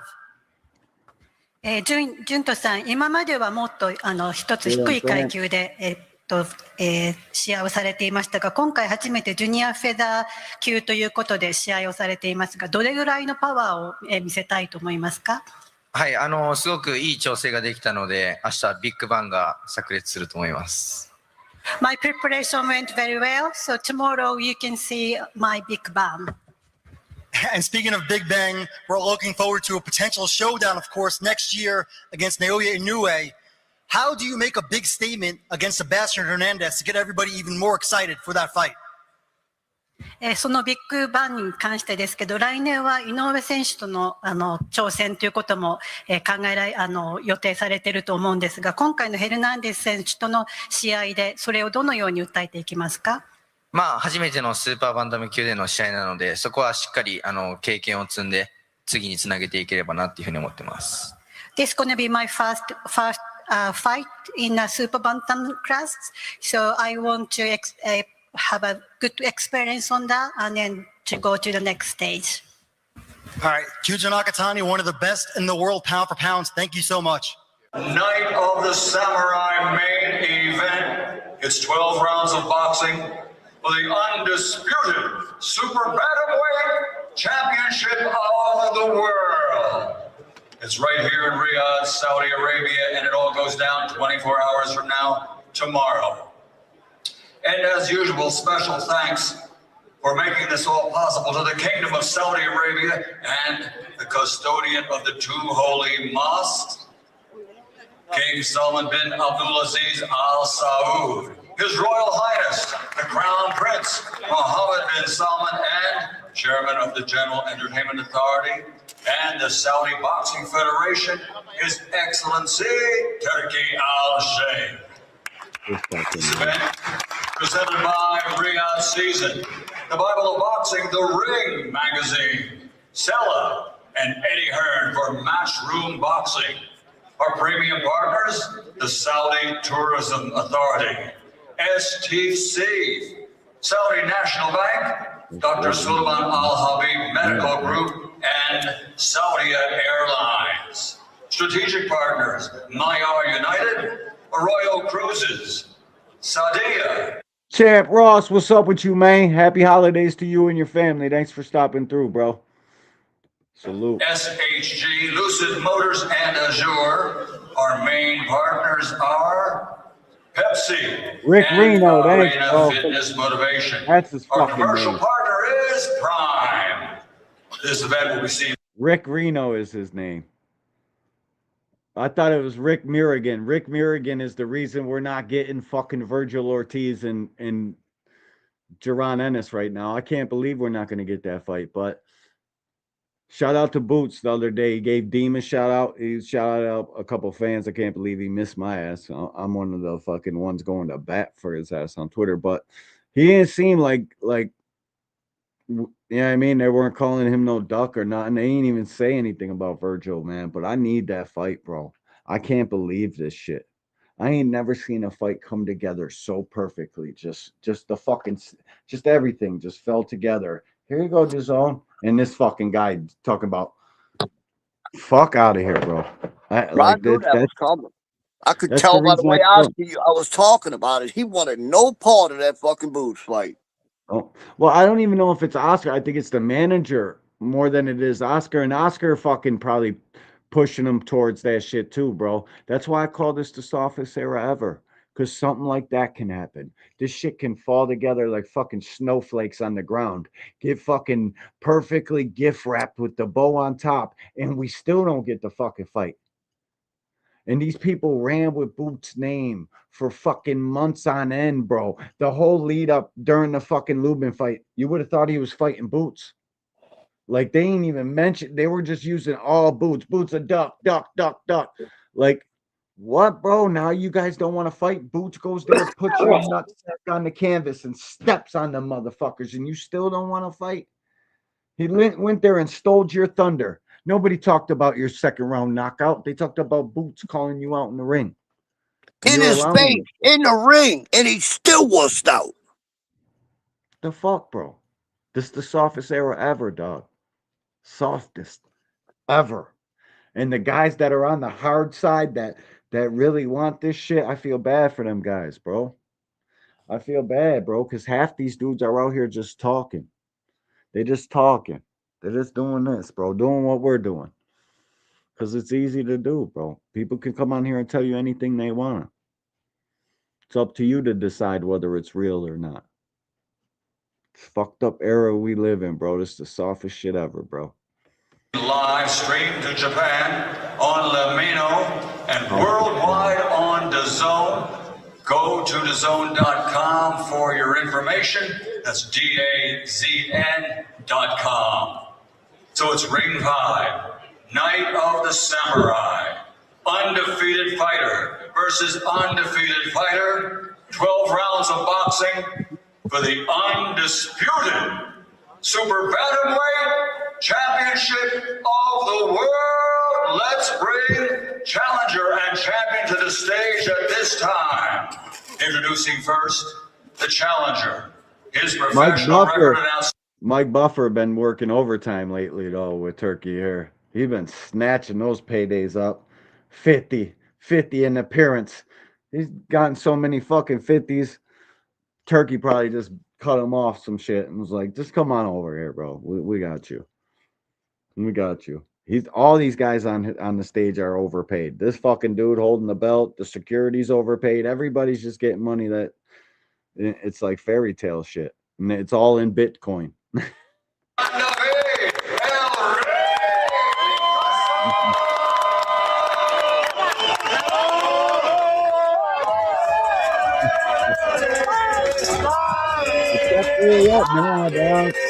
Bitcoin down to 8,700 per coin today, bro. We took a hit. These motherfuckers getting paid in Bitcoin options. You ain't even. Yeah, but you know what, bro? In Japan, they're fucking fans. The people in Japan get behind their fighters. Oh my God, do they? They show up for the fights. Same with the UK, right? The UK fighters could be trash and the fans will show up. Yet America, what do? We trash our fighters. Nobody goes to fights no more, neither, bro. Nobody. Only the top draws, the big dogs. They get some guys some interest, but it's crazy, dude. Jamal Charlo and fucking Caleb Plant, like that. I hope that fight sells. It should because of the drama attached to it. But the last Caleb Plant joint, I was like, God damn, bro. I couldn't believe it wasn't sold out. Fundora wasn't sold out. Like, where the fuck are the fans at, bro? It's crazy. Nobody cares about boxing. So that's even more of a reason why you gotta put in pain. You gotta make people like your shit. Or make the people like you as a person. Otherwise, this shit ain't gonna work. Your lame ass boxing style is just a lame ass boxing style. And ain't nothing special because nobody gives a fuck. Undefeated challenger.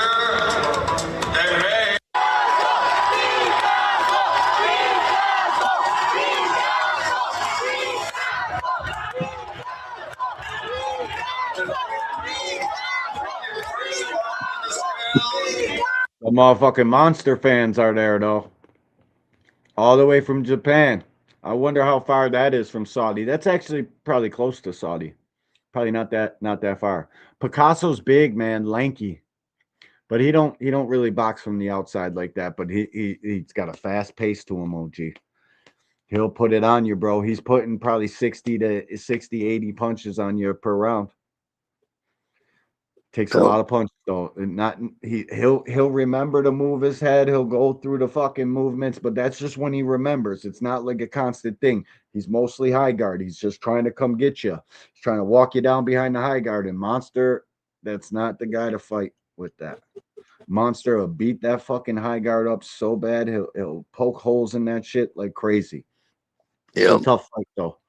It's just off of sheer. Look at how much shape this guy's in, bro. I just watched Monster Fight Life. I watched all the top ranked fucking shit today. I was reading subtitles like crazy.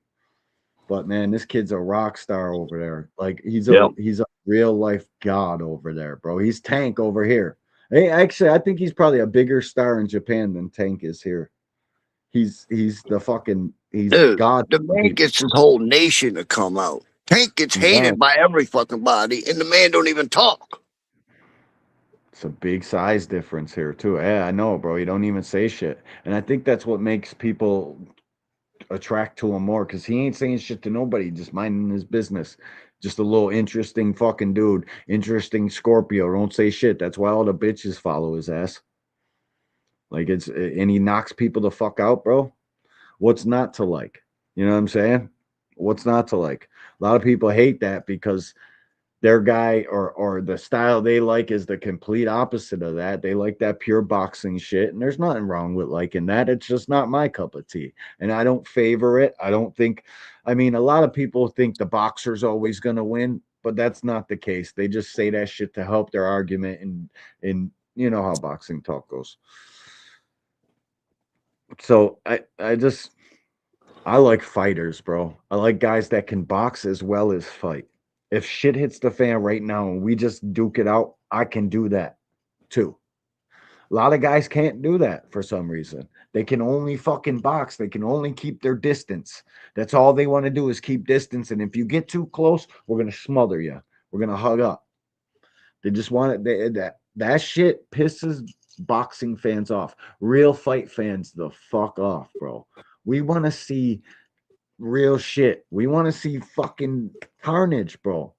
We want to see you trading hooks in the pocket, the sweet science in the pocket, parrying, slipping, fucking all that shit. Right there, though. From the outside, doing all these laps and not working off the movement. To me, that shit's just wasting time. You're trying to get away from the boxing match. So I always score that as you're losing the boxing match. If you're not punching and making it look like something enjoyable for fans to consume, I don't care what you say. I don't care how fucking what. To me, that shit's losing. It's avoiding the fight. You box and throw punches off the movement, you're winning the fight. Now all that shit that we're scoring against turns into fucking goodness. So it's just let your hands go. Fucking show the fans you care about their paying dollar. This guy, Monster, he's one of the best there is, bro, at it. One thing's for sure, he's going to fight. Yep. He's not going to keep his distance. And against MJ, he wanted to show he could stick to a game plan and outbox you for 12 rounds, and he did just that. He hurt MJ several times in that fight. But MJ didn't do shit. MJ was just standing there. The more MJ would have thrown, the more counters for Monster, and Monster probably would have knocked him out if he would have worked more, but he didn't work enough. Let me turn on the volume for a second. The Mexican fans are there too, though. He's got some fans this shit.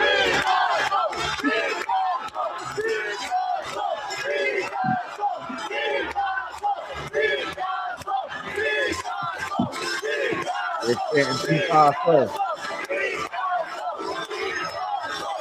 Picasso.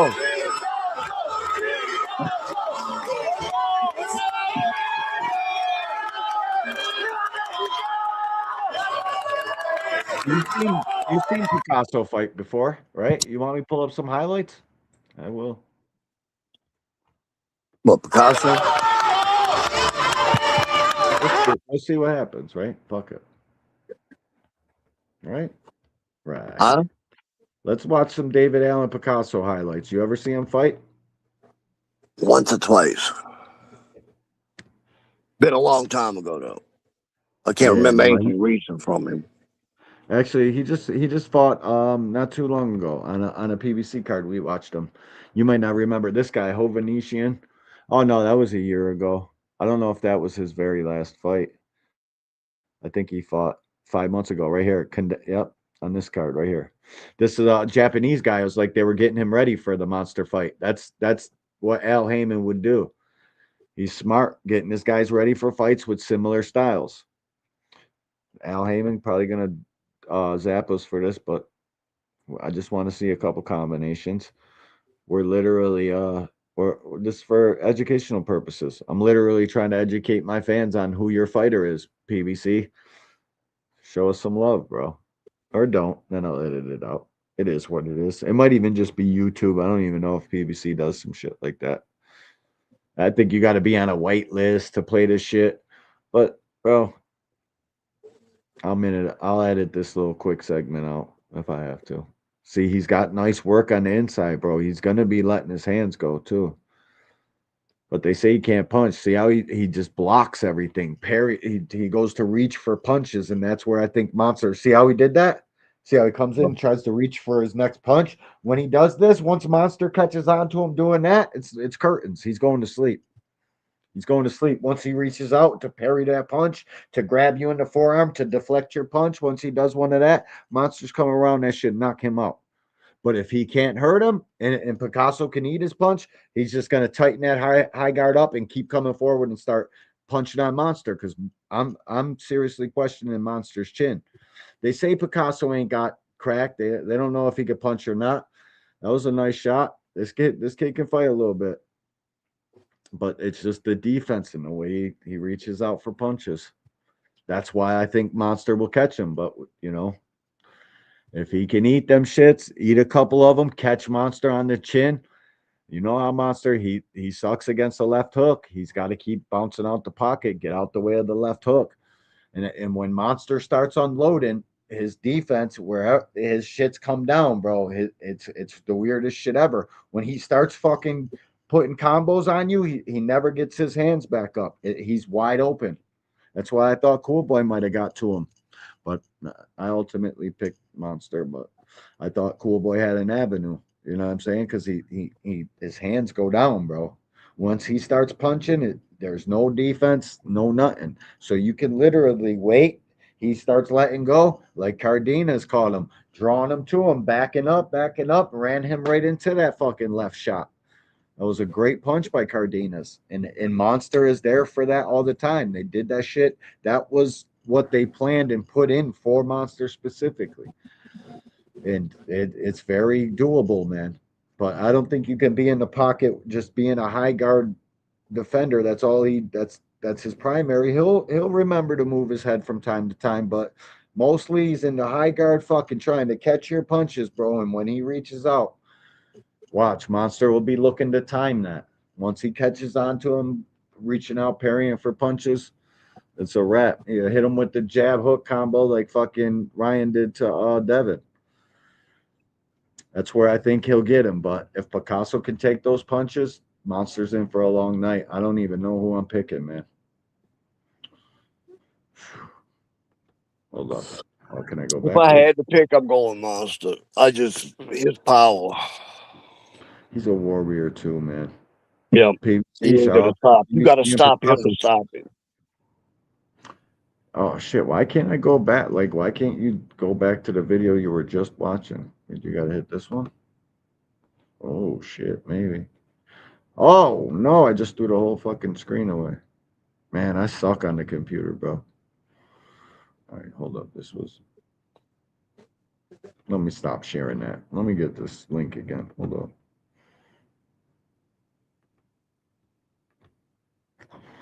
Oh no, that ain't it. Grab the link one more again. Monster's a different breed too, man. Like I said earlier in the show, bro. To get up off the canvas, hold on, I gotta share it. To get up off the canvas and fucking put in work like Monster does, it takes a lot for me to say somebody's gonna beat you. Because you literally got to kill this guy. Yeah. Know how hard it is to kill him these days. I mean, he's not gonna be the guy that's gonna quit on the stool. None of that shit. No. Nope. I want to hear their interviews after.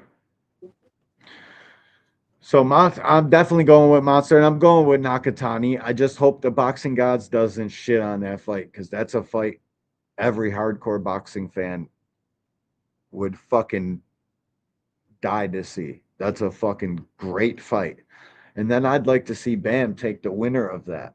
I know Bam's 3-weight classes, but fuck that. Bam's big enough.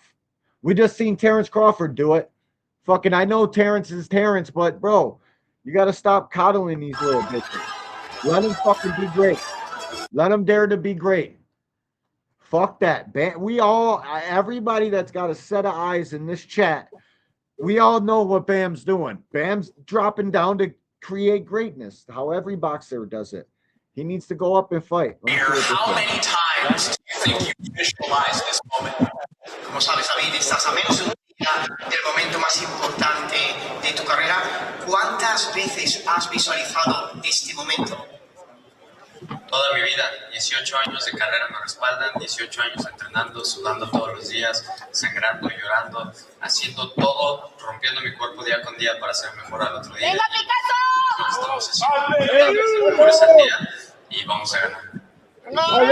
Of course, I've seen that all my life, 18 years of training, 18 years of career, breaking my body day by day, training, crying, yeah, I'm gonna win. If you do win, it would be one of the most significant victories in the history of Mexican boxing. What message do you have to your fans back home who will be rooting you on? Una victoria mañana sería una de las victorias más importantes en la historia de México. ¿Qué mensaje tienes para tus fans? Oh shit. I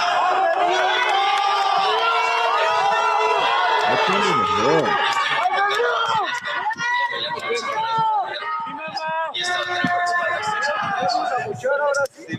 Yes, please give me the truth. Give me all the confidence that you show me already, and therefore I'm gonna fight for my country, for my people tomorrow. Best of luck tomorrow. You can match the great Larry Holmes' record. We already watched what they said.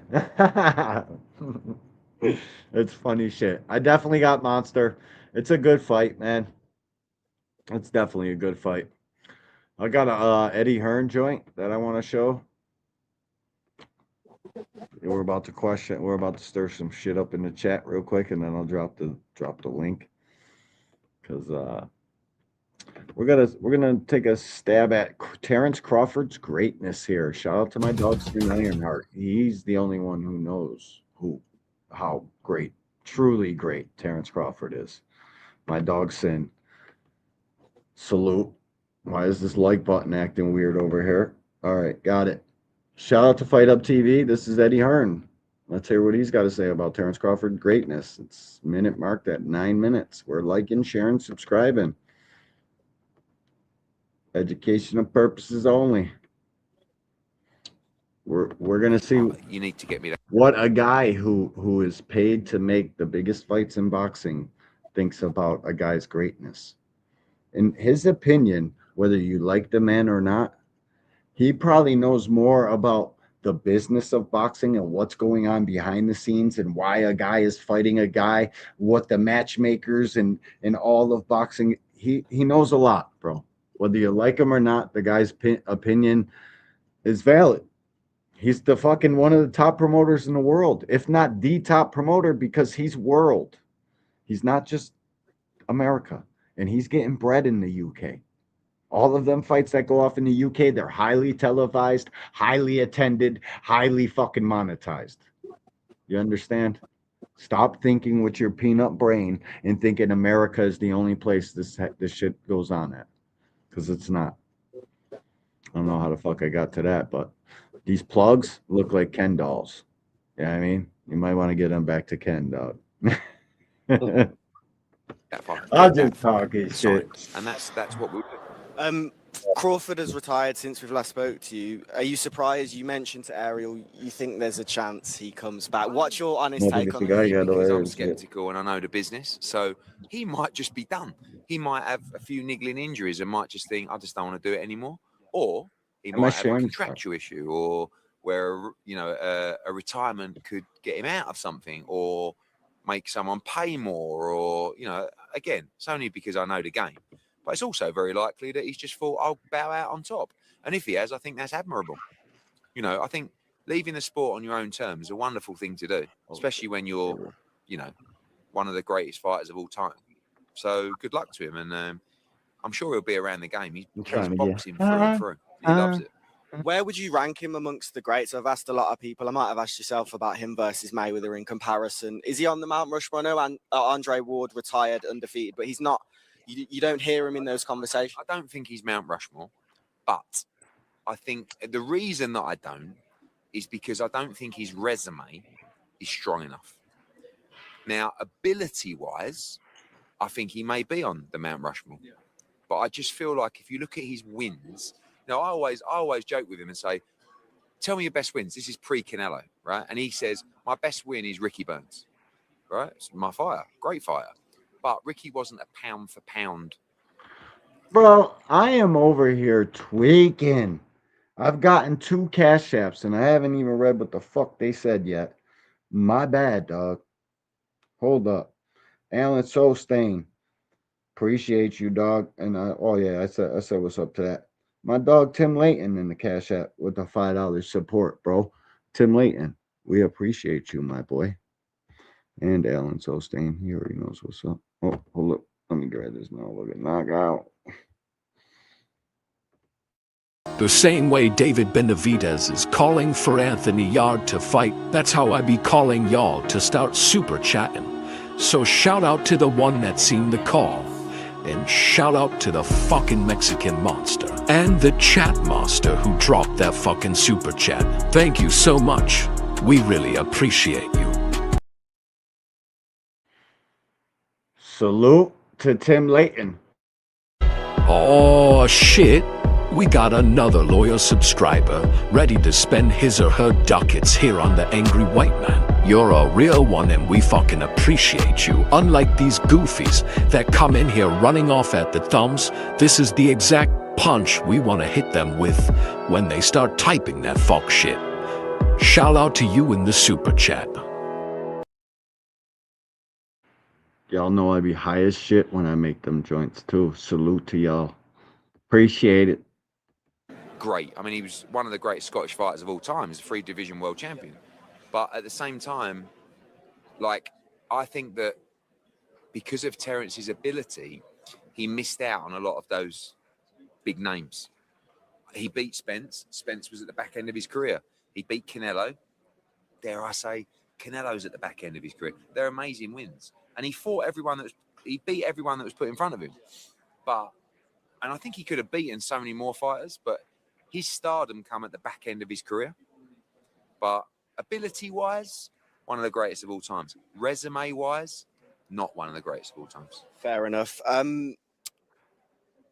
What do you make of this Shakur and Tio fight? It's good to see that you're involved, obviously, Matchroom being the promoter of that show, not with Shakur, though. How excited are you to just be involved in this fight, and how do you think it plays out stylistically? Anytime we get given the, whatever you want to call it, the contract, the honor of promoting these shows, we're doing it this week. We're doing February the 14th. We've got plans to do the other ring cards as well. It's massive for our business. So to promote that fight at Madison Square Garden with Turkey the Sheikh, Ring Magazine, it's an honor. And like, you know, for me, when we talk about making great fights, it's like Boots against Ortiz. These are the fights that we have to make. And I think Shakur and Tio deserve a huge amount of credit and respect because, you know, Shakur's moving up again. Champ Ross, if you're still in here, I'm down for that fantasy boxing league prediction shit.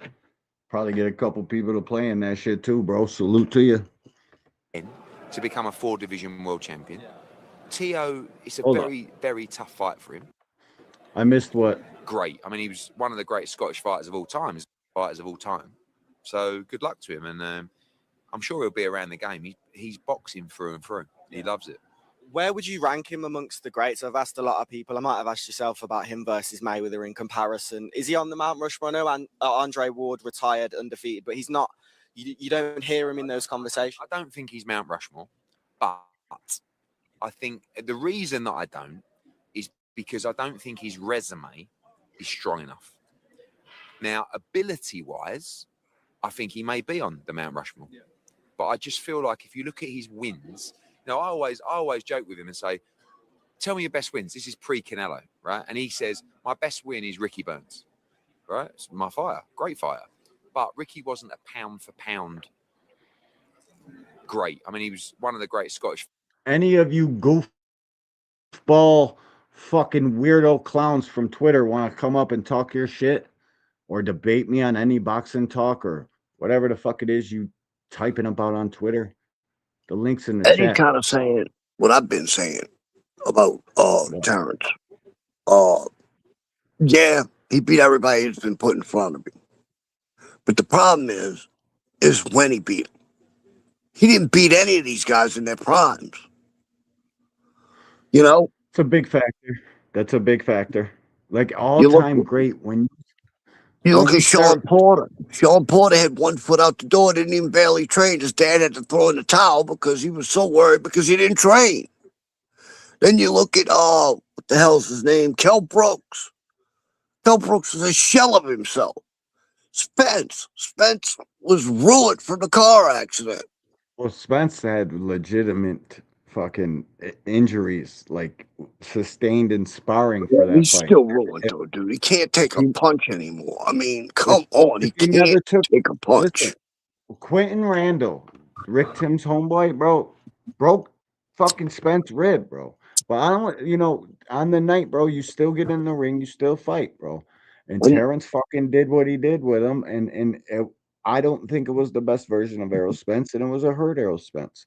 So, like, when you look at Canelo, bro, I mean, Canelo is probably his best win, but Canelo ain't in his fucking prime anymore either.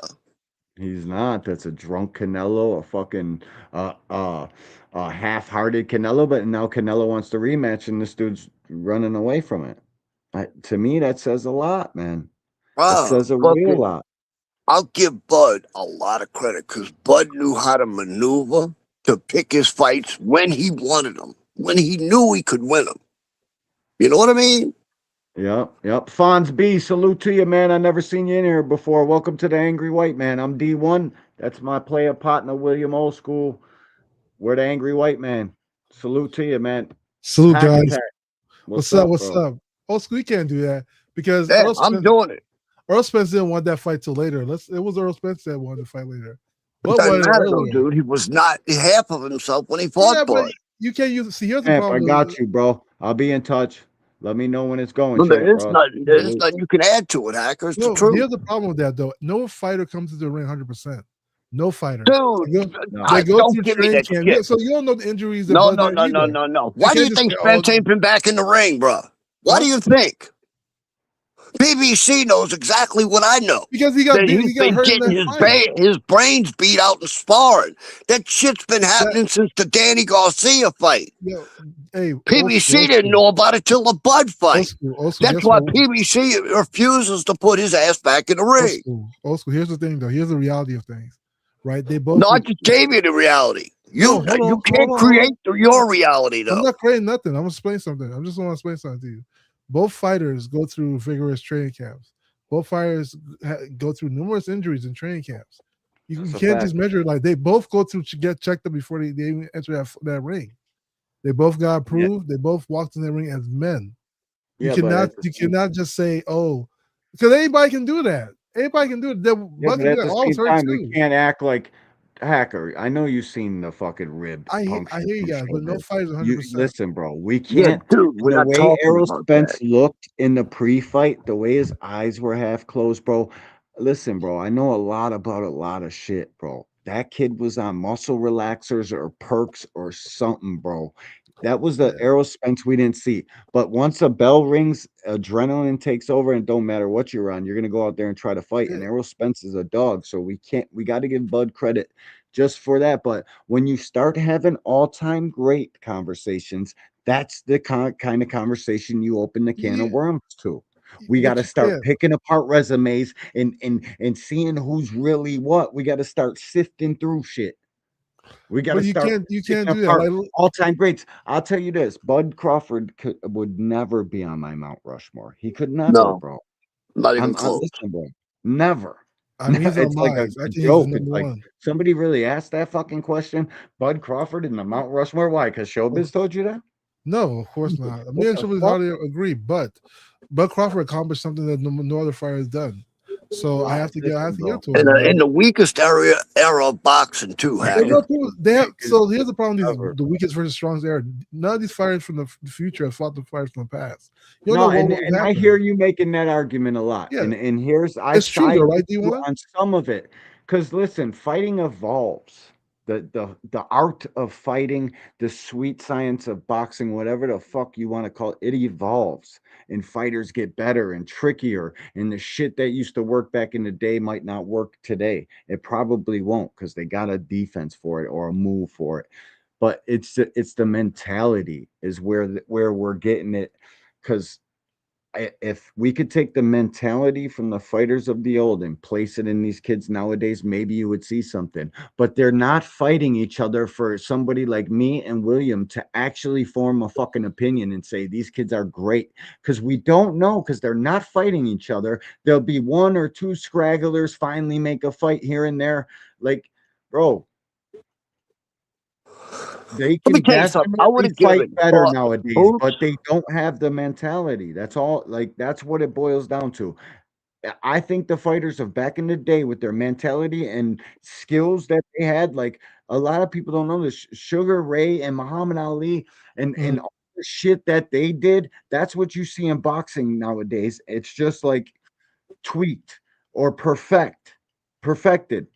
Bro, we need fighters to want to fight each other, bro. They have to want to fucking fight each other. But when you talk about like the guys from back in the day to beat all these kids' asses, because I seen them tested against higher level opposition. I don't know. I think Crawford could survive in any generation. Crawford could definitely survive. I think he could. Crawford would do okay, but I don't think he'd beat the champions back then. I don't think he'd beat champion. Sugar Ray would beat Crawford's ass. I don't know. I can't see Crawford that. is the switching. And this is where like fucking like the switching, but a lot of times these guys switch just to switch. It's not really tactical. Yeah, it's not. It's I always call the fighters. Look, Hacker. The fighters today are literally their skill level isn't that good, bro. It really isn't. Hold on. I'm listening. They fight one way, and it's not all their fault. A lot of it has to do is they don't fight enough. Back in the day, bro, I just fought 6 times a year, some 10. So they had so much experience, bro. These guys don't get that kind of experience because they don't fight enough. I'll give you one better. I think boxing has evolved since back in the day. Like when you look at old fighters, I think it's regressed. Nah, when I'll you be look at honest. old I think it's you can say regressed. like maybe you can talk about can toughness. do- I'm talking about just like general skill set. I feel like boxing the Fighting techniques in has boxing evolved, has but- improved. Maybe they perfected a few things that the old timers did. Yeah, like but they look like hold on. But Yeah. they don't fight enough to beat the old timers, dude. They That's don't have it, the bro. skill level that the old timers They had. don't fight I enough. don't know. These guys Yeah. are fighting a fucking once every 18 months. Bro, the guys back in the day fought fucking 3 to 5 times a year to the day they fucking retired. Marvin Hagler had like 70-something fights, bro. Yeah. Like, I hear put you. I hear in you on work, that. But a bro. lot of those fighters These kids weren't even don't that. fight Let's be nobody. real They though. fight once a year. They want all this fucking money. It's crazy, bro. Bro, go back Hold on, and watch Pee Wee Whitaker, bro. And you try to compare these guys today to that man. Pernell Whitaker? Tell me where at all they compare to that man. Wait, hold on, guys. But remember one thing about this generation. This generation has way better equipment. People are in full-fledged training camps, not just like on a farm somewhere training with better nutrition. Their training camp was in the ring because they fought a lot. And people talk about they fall a lot. Just because you fight a lot doesn't necessarily mean you get better. Oh my and better. God, bro. That's not how it always works. Sometimes you take more No, injuries when you fight a lot. Listen, It goes both ways, you know, right? It's not always its pros and cons. Yeah. I just want these kids nowadays to fight more. That's what the OG wants. We're used to boxing where they actually fucking fought, bro. This shit is crazy, bro.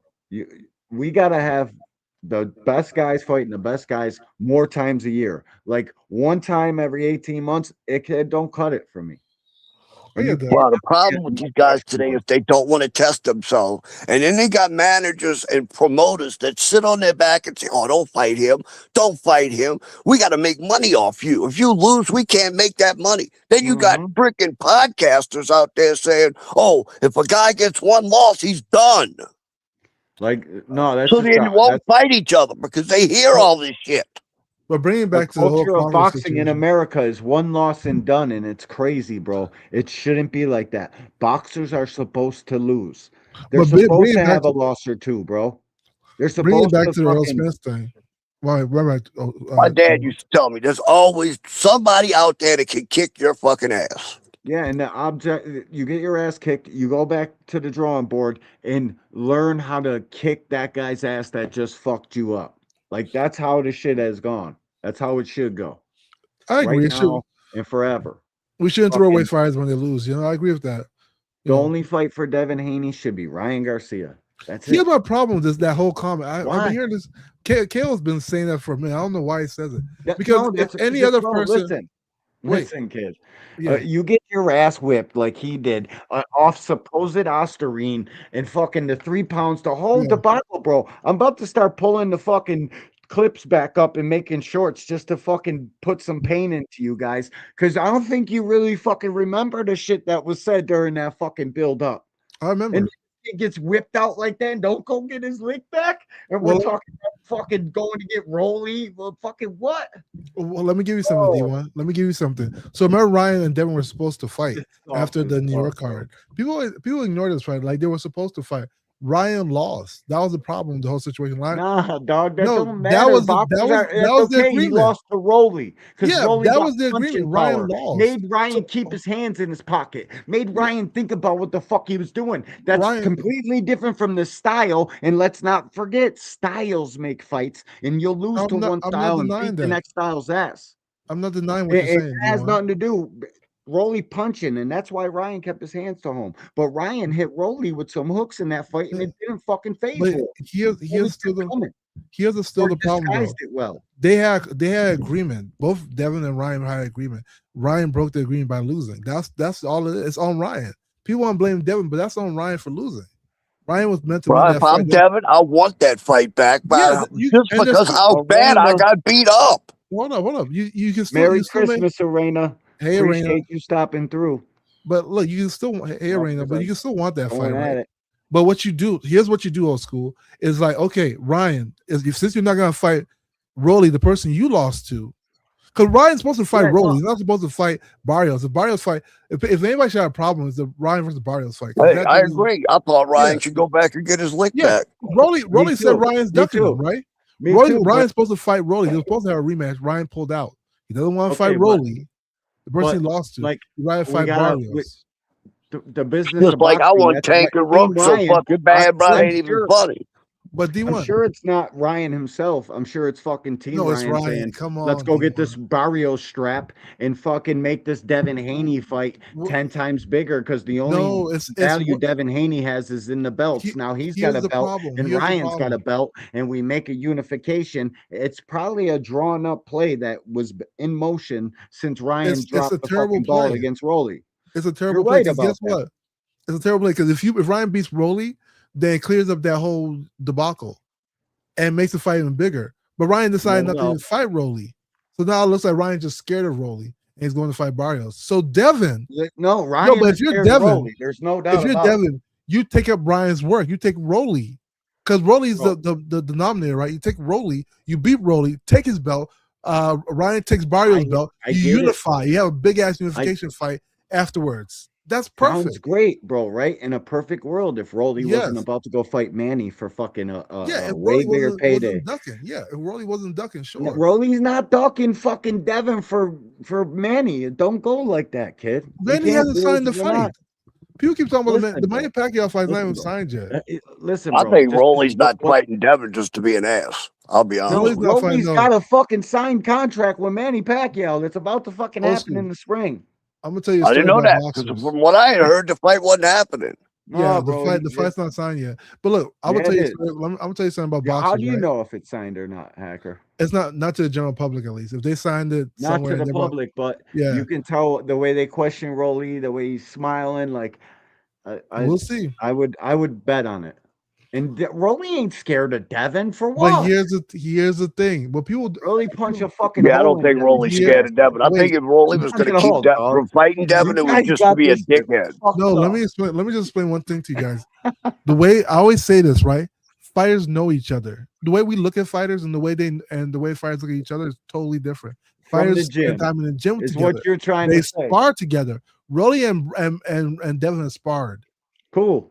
So they know different in 8-ounce gloves. We seen that. With Ryan. We say that as fans, but fighters look at that differently. It's not we say that. It's no fighters look at that like that's the fucking end all be all. Only if it's very close. Getting them 8s, it's fucking different, kid. Actor, how long ago did Devin spar Rolly? No, so that only matters when it's very, very close. When the sparring is very close, how long ago was it it's gonna be different if we had leather gloves. You Devin if guys want to try to use that. You guys want to try to use Rolly knows Devin in the gym. Listen, Rolly knows in 8-ounce gloves, he punches the fucking Devin in the side of the head one time. Again, Devin's fucking not taking that punch well. And I'll say one more time, fighters don't look at it that way. It only looks that way. No. It's only that way if me, you. Let's say me and you spar D1, right? And me and you are close, but you get better of me in sparring. I'll be like, okay, let's go. But when we fight, 8-ounce gloves, it's gonna be different. When you had close competition in sparring, right? Okay. What's gonna turn? If you wash me, if me and you spar and you wash me in sparring, I probably don't want to fight you. No. Because you gotta have 8-ounce gloves. Ryan beat Rolly in sparring. And fucking Rolly still took that fight and beat Ryan. Rolly was very close in sparring. And it looked like Rolly was roughing Ryan up, to be honest with you. No. It was very close. That sparring was very close. Rolly had one moment. Rolly was roughing him up. Just like he was roughing him up in the fight. Rolly had one moment. That's it. One it looked very, very close. Uno momento, bro. I'm not even gonna lie to you about that. That sparring was very close. Oh, what's up, Cam J? Bro. What's up, bro? Merry Christmas, dog. What's up, Cam? What's popping, man? What's popping, man? What's going on? So I think Rolly just doesn't want to fight Ryan. Scared of that boy Devin fighting that boy Ryan. I hear you, huh? Still scared of that. Wait. Why is that left hook? Ryan has a fight signed. Why do I keep talking about Ryan? Ryan has literally a fight signed that's coming up. Ryan gonna knock Barrios. I mean, well, right now it looks, but Hacker, you gotta understand, it looks like fucking Devin doesn't have a fight right now at all. He's not about to fight Lewis Crocker, it looks like. So who is he gonna fight? He's not fighting Rolly because Rolly's about to fight Manny, obviously. So everything is off the board for him right now. So why ain't y'all pushing for him to fight the winner of Ryan versus Mario Barrio? Let me tell you a That's story, it. right? Right, this That's this the this play. story was saying. Here go the sucker shit. Here go the sucker I ain't shit. say nothing yet. I ain't say nothing yet. Can I say Listen, something? I'm calling it right now, guys. Ryan versus Mario Barrios is guaranteed going to be one of those ones. It's going to be fight of the year as long as it lasts. I don't know. They're gonna fucking fight, bro. Oh, this is gonna be a banger. They're gonna be trading I don't shots, think so. bro. I guarantee it. I think it's gonna be okay. I'm don't not really remember pressed tanking Meanwhile, I'll be Barrios. back in a minute. Watch for me in the back. I got to call my daughter back real quick. All right, OG. All right. I don't think so. I think it's just gonna be like okay, you know. What, bro? I don't know. I like Barrios Shakur is versus a Steel way better fucking than warrior. Ryan versus Ryan looks Mario. like he's fucking sniffing dope. Ryan's out here sparring freaking like female. Ryan's going crazy, bro. He's in that shape, bro. You are all saying he's on steroids and shit. Nah, that's just Ryan tuned up. That's Ryan ready to rock, I'm bro. sure. Ryan in shape is one of the most dangerous fighters in today. Mario I don't know Barrios why is so you boring guys against fuck Manny around. Pacquiao. Oh, he lost to Rolly. Rolly boxed and got thunder cracked. Ryan fucking hurt his hand in that one. Chose to keep his hands in his pocket. Probably never fight Rolly until the very, very end. Ryan, in shape, focused, is a fucking demon out here with He's that not left focused, hook. man. He's out here making content, bro. And he's adding the right hook now too, because that was his thing in the amateurs. He had a right hook. Was Ryan was knocking shit out in the amateurs with those big ass gloves on with right hooks. That's what he's getting back to. Watch, he's gonna have left and right for your ass. He's gonna fuck Devin up. Man, look, Oh, I shit. hear you. Damn, is that you? I think if all things are even, I don't think Ryan can beat Devin. No, I you're honestly crazy, speak, I bro. honestly don't believe In it. shape, fucking In shape, if they're Ryan right both now, good, oh my god, that's Devin's worst nightmare. I don't Ryan think right so. now is Devin literally has nightmares about this Ryan. We're looking That at Ryan right cheated though. That was a different type of Ryan. Wake up, Ostery. Fucking cheating. Ryan left hook in that ass. In shape, Ryan. This Ryan is the Devin and Bill Haney's worst fucking. You know what, D1? Let's He's bet on that talking fight. his shit too. I think that fight's gonna. If Ryan wins, I think that fight's gonna happen. Let's bet on It's that. gonna. Okay? I hope All it right. happens. I'll take that bet. I don't think so. I don't think. We're gonna see. I think people are very confused. If it on happens, Ryan we're Devin's betting a history. hundo. I got Ryan. Okay, I'll take it. No, because the law of average says you probably might win that one. I think it's a good fight, bro. But real shit in shape, Ryan beats the shit out of Devin. He gets Devin. Because this is what you guys don't know, bro. Ryan may not have the prettiest feet or it looks too sweet, but he's got fast enough feet to go get you. He's fast. Cam, you got another one back here too, Cam. Is this you, Cam? Cam, we keep going in and out, Cam. But Ryan's super. Cam Ryan's fast. I'm not gonna lie to you. Ryan's a good fighter. I'm not saying that he's not a good fighter, but I think all things even, I think Devin wins. And people always talk about their amateur experience. Well, Ryan beat Devin 3 times in the amateurs, but people don't talk. The history of Ryan and Devin in the amateurs was Ryan won the first 3, right? Devin won the last 3. That Ryan wasn't winning when they got older. Ryan wasn't winning. Ryan was hurting Devin. Ryan wasn't winning when they got older, bro. Ryan hurt Devin in the last fight they had. Bro, Ryan's got his number in the fucking. No. Ryan, Devin won the last fight too. Ryan fucking. He trained for that fight, but he wasn't like he is right now. Ryan over here got fucking abs. He's on it, bro. He always had abs, bro. Too. He always had abs. Everybody talk about Ryan juiced up, and whoever this is in the chat, I hope you got. Look at this fucking picture. Look at that. Am I tweaking? You don't see the nipple, or is that just me? Check this person out, and if they're whack, get them the fuck up out of here. Maybe she's a person. I don't know. Maybe she's normal. Maybe she's not. If I got to do it myself, that's whack. Why I give people wrenches if I got to do it? I don't know, man. She ain't saying nothing crazy. Yet. Nah, but listen, bro. I can't say Devin Haney is getting ducked by Rolly for Manny. I just can't do that, bro. That's not. You said you can't. And they know that.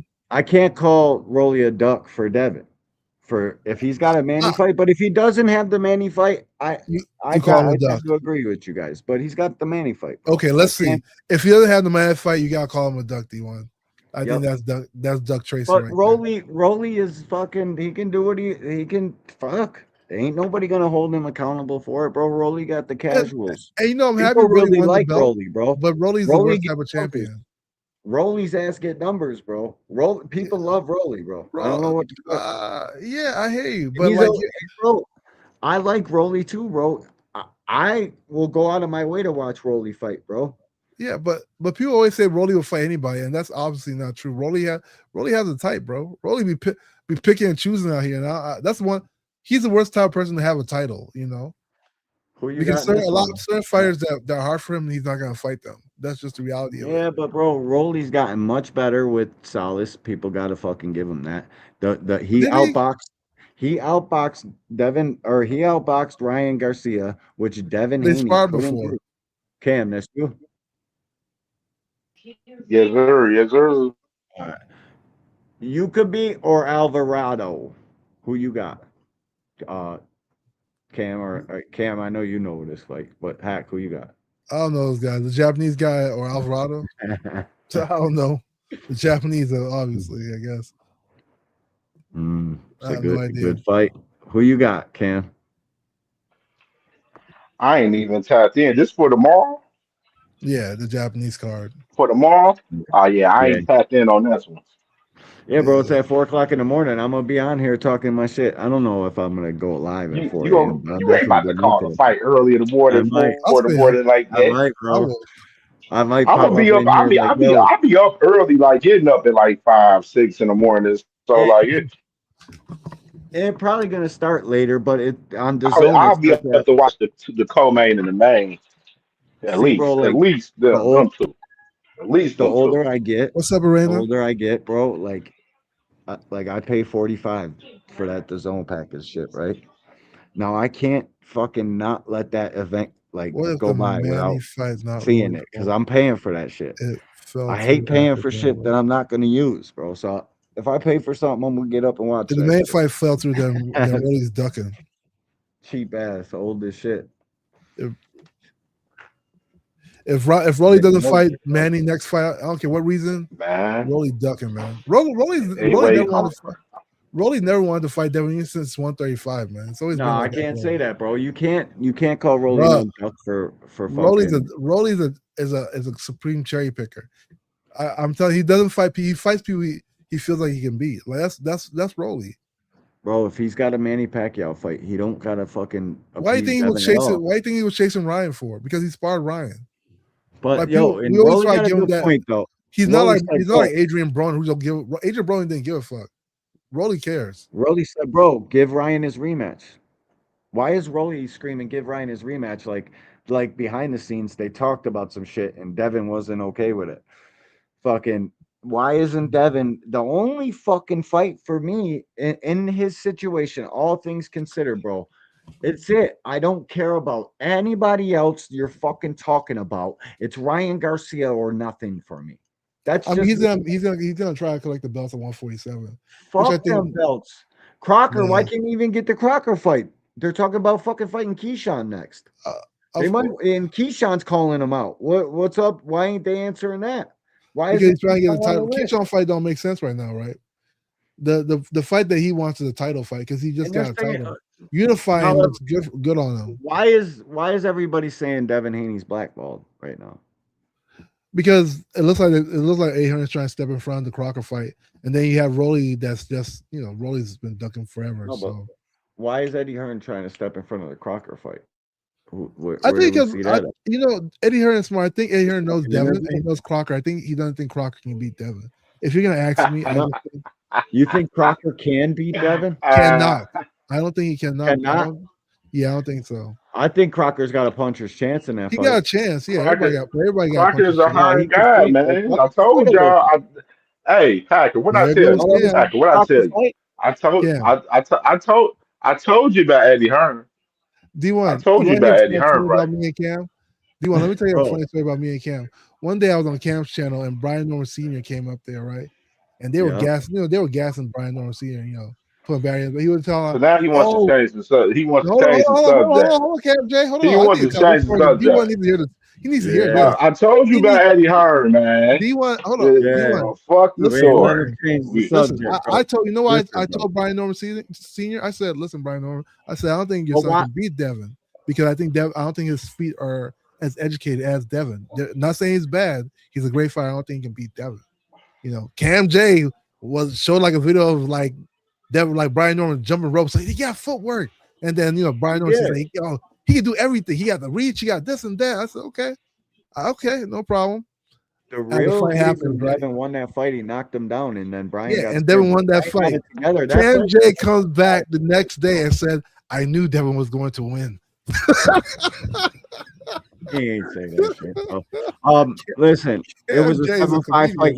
That shit don't, bro. You guys make that fight seem like it was some sort of washing or something. It wasn't, bro. Wash.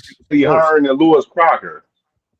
Yeah, it was 7-5 either way. But what do you have to do with Eddie Hearn and Lewis Crocker? Yeah, no, I mean, why is Eddie Hearn? You tell me you're starting to tell me again. Lewis Crocker has a chance to beat. He does have. Everybody has a chance at that level. I don't think he's not going to even fight Lewis Crocker. That's the thing. I mean, hopefully he gets that fight so he can unify. Nah, people are acting like they don't want that division unified. Eddie's trying to set up Keyshawn for the Crocker belt so Devin and Keyshawn can unify. That's a good fight too. That's a really good fight. No, but Keyshawn has a fight coming up. I don't see that happening. Keyshawn's got Ortiz. Yeah, but you want to know why Lewis Crocker and Devin Haney's not happening? Because Eddie Hearn said that it has no value. He wants. It's not a fight that's going to make money for him, just like he said about the Sandor Morgan fight. Kind of ironic. Yeah, but told you. Look at Cam J. Listen, you're talking about Lewis Crocker. The Lewis Crocker, you make money. Lewis Crocker just Turkey don't even want to invest in the fight. No, Turkey don't even want Lewis Crocker. Like Lewis Crocker just sold 20,000, bro. What are you talking about? So do you think he's as popular as Devin? Out of it twice in a row. D1. Is he more popular than Devin? Who else can Lewis Crocker fight that's going to be more popular than Devin? He can sell tickets, and there's a reason that Turkey and ain't investing in the fight. I don't know why. They're not. Who else? Like, Devin Haney wants. I'm not. I want to ask Hacker why Turkey isn't investing in the Lewis Crocker fight for Devin. Yeah. I think it's just Eddie Hearn. Ain't Devin got a deal with Turkey for 3 fights? Yeah, and Turkey's not a promoter. I think Eddie Hearn is getting all the time. Where's all this endless amounts of money that Turkey's got? Why isn't Turkey rocking with the Crocker fight? Because Devin Haney's got to fight fucking somebody with a name in order to get and demand his fucking outrageous purse that he wants. That's what it is, bro. Yeah, he's trying to fight. Who's Crocker gonna fight? What are we talking about? What, like, are y'all hearing this? Like, who is Crocker's got options? Crocker's got a Mando. He's looking. Okay, Eddie Hearn says money is an issue. Here, if money is an issue, right? Let's say money. He said Devin doesn't make enough money. Crocker's going to fight. Crocker fight 147 makes enough money. Conor Walker or Jack Catterall. That's what Eddie Hearn said. Jack Catterall makes more money than Devin. You said who's Crocker going to fight? Jack Catterall's Does Jack Catterall make more money than Devin? Jack Catterall sells tickets. More than Devin. Fights in front of a packed house every fucking time you ever seen him fight. More than Devin Haney. Yes. Yes. Oh my God. No. Say you hate Devin without saying I hate Devin. Jack Catterall packs out a 14,000 seat arena every fucking time he Devin Haney sold out in Australia, bro. What are we talking about? Guys, Taylor, all these fucking he sold out in a whole different country. Like, what are you talking about, dude? See, that's your arrogance thinking America's the only place in the world. He sells out his hometown. He sold out in Australia. Hey, he fought Barbosa, fucking sold out. He's putting up gate numbers too. Like, what are you talking about? I don't understand why y'all think Jack Catterall sells more than Devin. That's crazy work. The UK people know Jack Catterall more. Who? Bro, listen. I don't know if he's bigger than. Okay, wait. What was okay? It's an easier fight and they don't have to pay Jack Catterall what they have to pay Devin Haney. Okay. I mean, hey, Eddie Hearn y'all is believe that. I mean, pennies. I'm gonna stick to my original theory though. Eddie Hearn knows Devin. He doesn't believe the fight can win. That's 10 and 6s and 5s. These dudes are so bitch. They need all this fucking life changing money to get in the ring with his other fighter. So You know, I'll say it again because Devin Haney is a champion. If his fighter beats Devin Haney, he's a champion. You got a promotional company, THP. Where's their money? How come they ain't just putting up fights? Where the fuck is this powerful Turkey will fund the fight? Promotional company. Turkey can fund the fight, but Eddie Hearn doesn't want the fight to happen, bro. But Turkey's not funding the Devin Haney Lewis Crocker fight, hacker. Because Hearns doesn't want it to happen. This is the interview. No, it's because it's no value in it. They feel like they're not going to make no money off the fight. Crocker doesn't make money, y'all, because of the fact that they don't want to pay. They don't want to pay Devin Haney the money that he wants for the fight. Well, how much does he want? Crocker just had 2 complete sellouts, fucking very profitable fights. Okay, that they made money on. Okay. What, dude? Where did he sell out at? This is you Which being bar? a casual. Which restaurant did he sell out at? Come on, Crocker Donovan fucking 2 was in a fucking 30,000 seat rugby arena. Me and the OG Bro, D1. This is crazy. Hacker don't even understand that Devin Haney and them will be going to Belfast to fight Lewis Crocker. They wouldn't even be fighting him in America. That's the crazy fucking part. I don't know that, but no, they wouldn't. Devin Haney. We go to different continents and different fucking states to fight. Yeah, because what? And they don't care. The Haney team said they don't care. No, they don't. They did. They'll go to Crocker's. Yeah, it doesn't matter. You're a fighter, bro. You heard Eddie Hearn what he said to Bill. Said y'all willing to come to Belfast? And they said, then what's your boy? Yeah, exactly. Yeah, you know. You know he'll be taking his ass to Belfast if they was to fight. But too bad they're not going to fight, most likely. They will go to Belfast or wherever the space this guy is at and beat him. No, he talks about Keyshawn. I'm gonna play it. 5th of December. Season's beatings. Eddie, how are you? I'm all right. It's an interesting one, isn't it? Christmas was the 24th of December this year. Quick present stop with a family and then early flight here for Christmas Day, and looking forward to a really big show. Honoured to be asked to promote the show, and obviously the Matchroom team have been doing all the operations. They've been out here all week, so I flew in today, and I think it'll be a great way to end the year. What are your plans for the next few days outside of work, because it is Christmas? Sleep. I'll be honest with you, I'm knackered. The last few weeks, like AJ last week, Monaco, Stockton, press conferences. What up with you, bro? It's been a really full-on year. But salute, bro. And we are living in a world where boxing is absolutely flying. Obviously, last week was huge for us and AJ. That's a fact.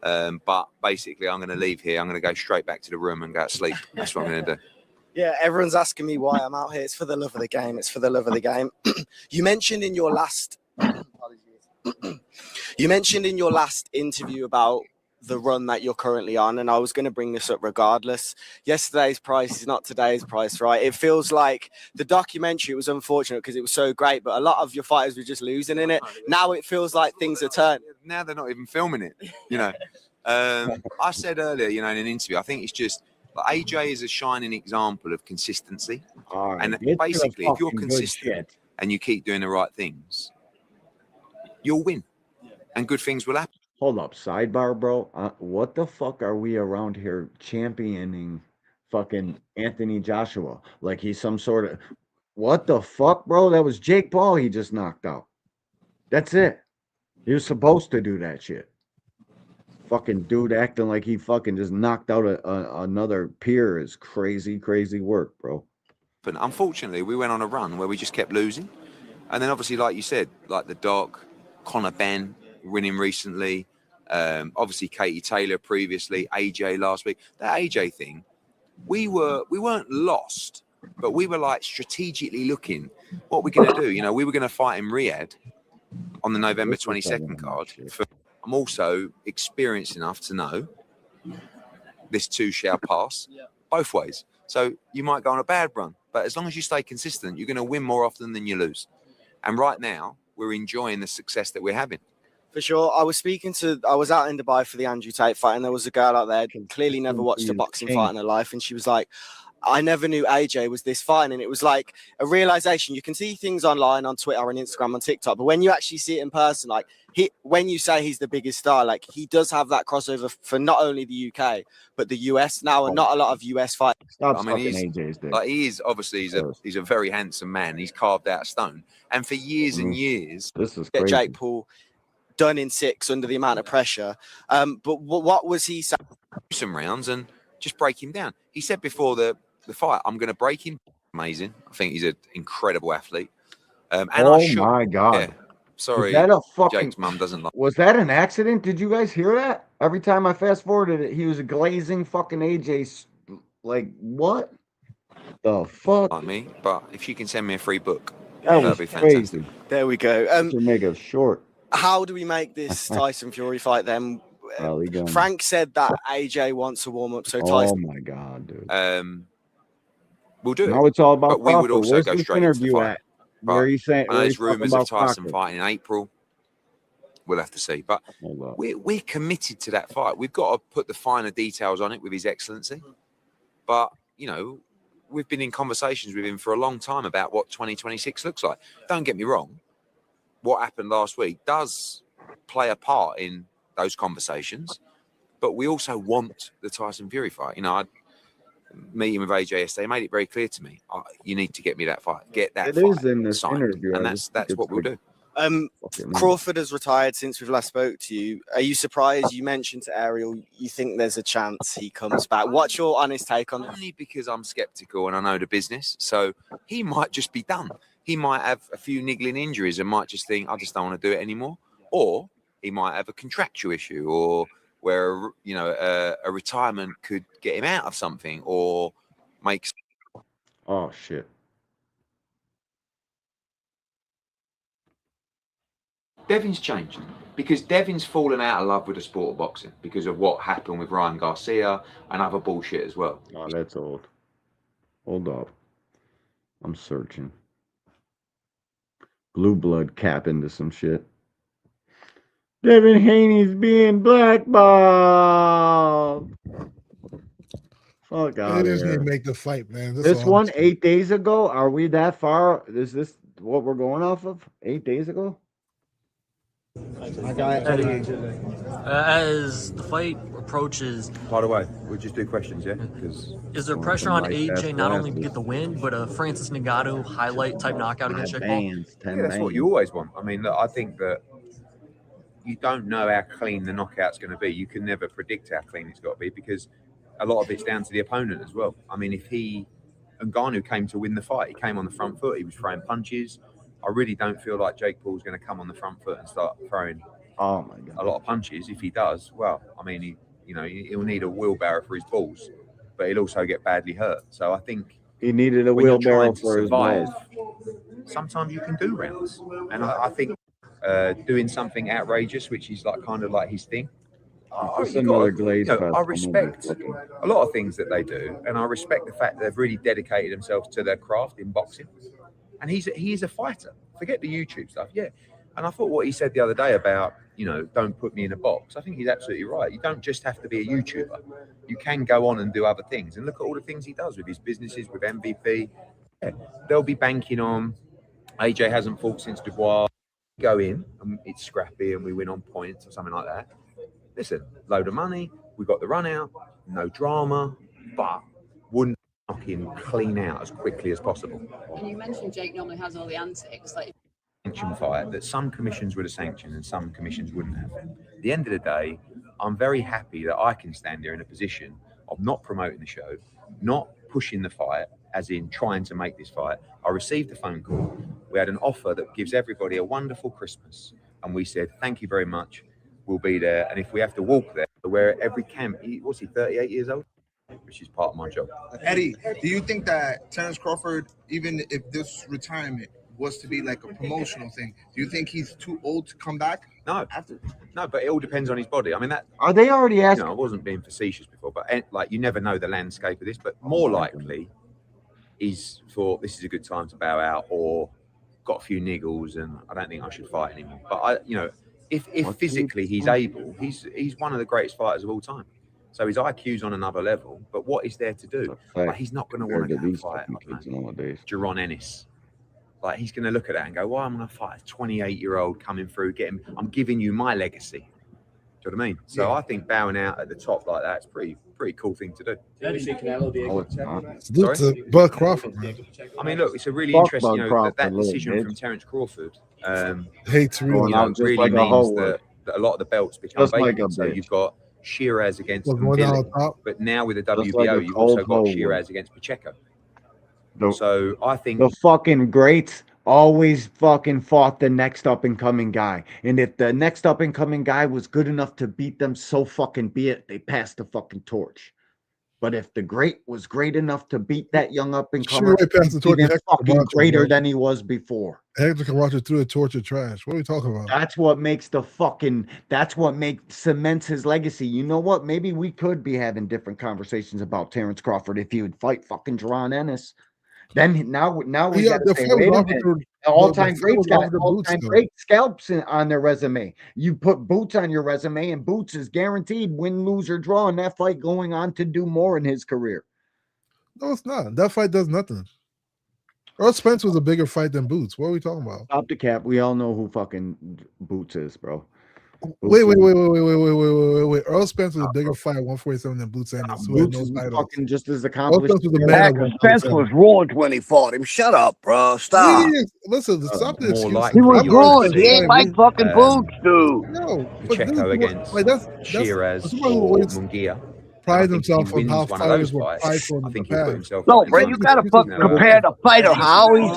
What has he done lately? Spence is not.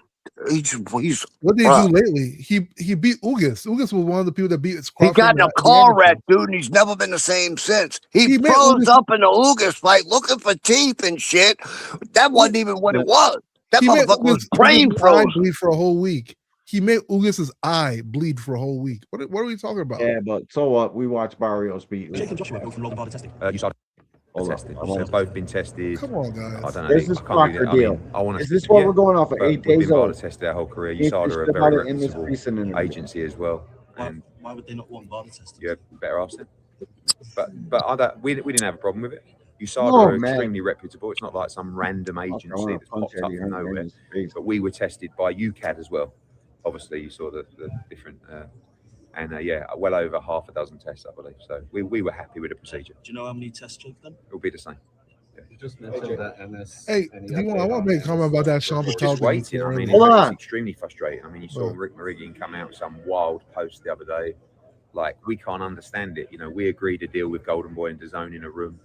We're speaking to Golden Boy. I believe Golden Boy and Oscar want that fight. They want to make the best fights in boxing. It's the best fight in boxing. You've got another fight that's just, right up there in Teofimo against Shakur. You've got, hopefully, Fury against AJ. You've got all these great fights happening. Boots is signed for the fight. And Ortiz, I just can't understand what's happening. Who else is there for Ortiz to fight? Errol Spence ain't going to take the fight next. And Errol Spence ain't boxed for 2 years. The best fight in boxing is Boots against Ortiz. So, we hope that Virgil Ortiz is a man of... a man that wants a challenge, that wants to prove himself as the best in the world. That's the number one and number two 154 pounders in the world, in my opinion. So let's make it happen. You just talked to Bill Haney last week. Just how'd that conversation go? What's going on? When Bill wants something, he's the nicest man in the world. I mean, even when he doesn't, we get on. Like, we never fall out. But he wants to fight Lewis Crocker. They look at that as an opportunity to unify the division against another world champion. That they like the fight. So Bill flew to Stockton to see me, and when I saw him, I said, "Hi, Bill." I said, "You're going to ask me you want to fight Lewis Crocker?" "Oh no, I just wanted to see you." I was like, "Bill, cut the crap, mate." So listen, if there's a deal to be made for that fight, we're not against it. We've also had since then 3 or 4 approaches from big names asking to fight Lewis Crocker. So he's in a great position, and he will fight in March or April of 2026. Conor Ben, what do you think he's ready for? Just waiting for the Ryan Garcia Barrios winner. I mean, he's a mandatory challenger with the WBC. He only really wants mega fight. What the fuck kind of shit is that from the WBC? Just mandating Conor Ben for having a fight at 160, the fucking Mando at 47. This is what I'm saying, bro. These sanctioning fucking bodies do whatever the fuck they want, however they want to do it, and you're worried about where guys are ranked at, hacker. What the fuck? But wait. So that's why I wanted to make a comment about the whole Sean Patel thing. You know, because I remember you mentioned this earlier, right? Yeah, Sean Patel's the man. Yeah. So I don't like what he's been doing. Like, I think most people have an issue with the whole change to Ali Act because Ali's name is on the act, right? You know, I don't see the actual problem with it. It's not like fighters are forced to go to like no, but it breaks down a barrier that it doesn't need to be broken down, and we all see how the UFC run and where these fucking promoting dollars and how it's going to be presented to the people, bro. It's going to take over, bro, and then it's going to fucking eventually take over all of boxing, man. It's fucking bad. Fighters are getting fucking gypped. It's nasty work, bro. It's going to hurt the fighters coming up in the game. Like they're not going to have no control of their careers. The promoters are going to have their careers controlled by them firsthand. But here's the thing. I think what it will ultimately do is create like a minor league and a major league. Sure. Like we all know who the best fighters are. This is how it's gonna go. Eddie Hearn and these guys are going to be the major league, and they can choose to stay there by making the best fight the fucking best. But if they don't make the best fight the fucking best, and we start saying fuck it, and then we see entertaining fights put on by Dana White and them, and watching these new up and coming young guys start fucking duking it out, going at it, bro, it'll take fucking over. So what it's going to do is make Eddie Hearn, Oscar De La Hoya, Al Heyman, and Bob Arum fucking who's the sole reason we're here today, why we can even be talking about this shit, because this fucking guy, the pride boxing of the best versus the best for the last fucking 6 decades. So here's the thing, though, guys, and I think people are a little bit confused. Nobody's forced to go TKO. No, it's not. I want to clarify because Sean Patel is also doing a lot of fear mongering. Like I didn't like how he spoke at the Devin Haney press conference. I thought if you had an issue with that, then you should lobby at Capitol Hill or something. You know, don't lobby in the fighters press conference for what? It's not. That's not wrong place, wrong time. But here's the reality. He would have never got that question off. He would have never been able to get that question off. It was perfect timing for him to ask that question. I would have did the same shit. But here's the reality of it, right? It's nobody's forced to go to TKO. Hold up. I didn't even see all these people in the building, bro. Kevin House Jr., salute to you, bro. Boxiest Jaguar, salute. Merry Christmas to all you boys. Thanks for stopping through. Salute, man. Kevin House, my dog. So, and D1, just follow me here, right? Tell me this is not what's up. Thing. Hold on. Fonz B, no, I said, what's up? Stand on Biz, salute to. Oh, Stand on Biz. Fucking read that fast, huh? Shout out to you, bro. Merry Christmas. Welcome to the Angry White Man. Salute to all you fellas, man. Merry Christmas to you and your families. Napa Lightmere. The fuck is going good luck with that one. Good luck, brother. Yeah, have a good one. He's probably timed out. He's probably typing in a language. That's I think that's Manny Pacquiao. Manny Pacquiao's place. What are they? The Philippines. Philippines. There you go, hack attack. I'm a stoner. I'm a fucking stoner, bro. Hey, but look, so check this out. But you notice in this clip though, right here though, what Eddie Hearn said though.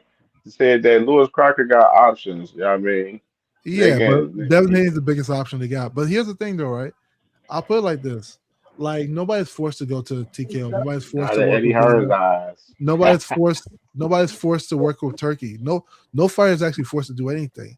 The only person this puts pressure on, to be honest with you guys, is the sanctioning bodies. Right now, the sanctioning bodies are very corrupt.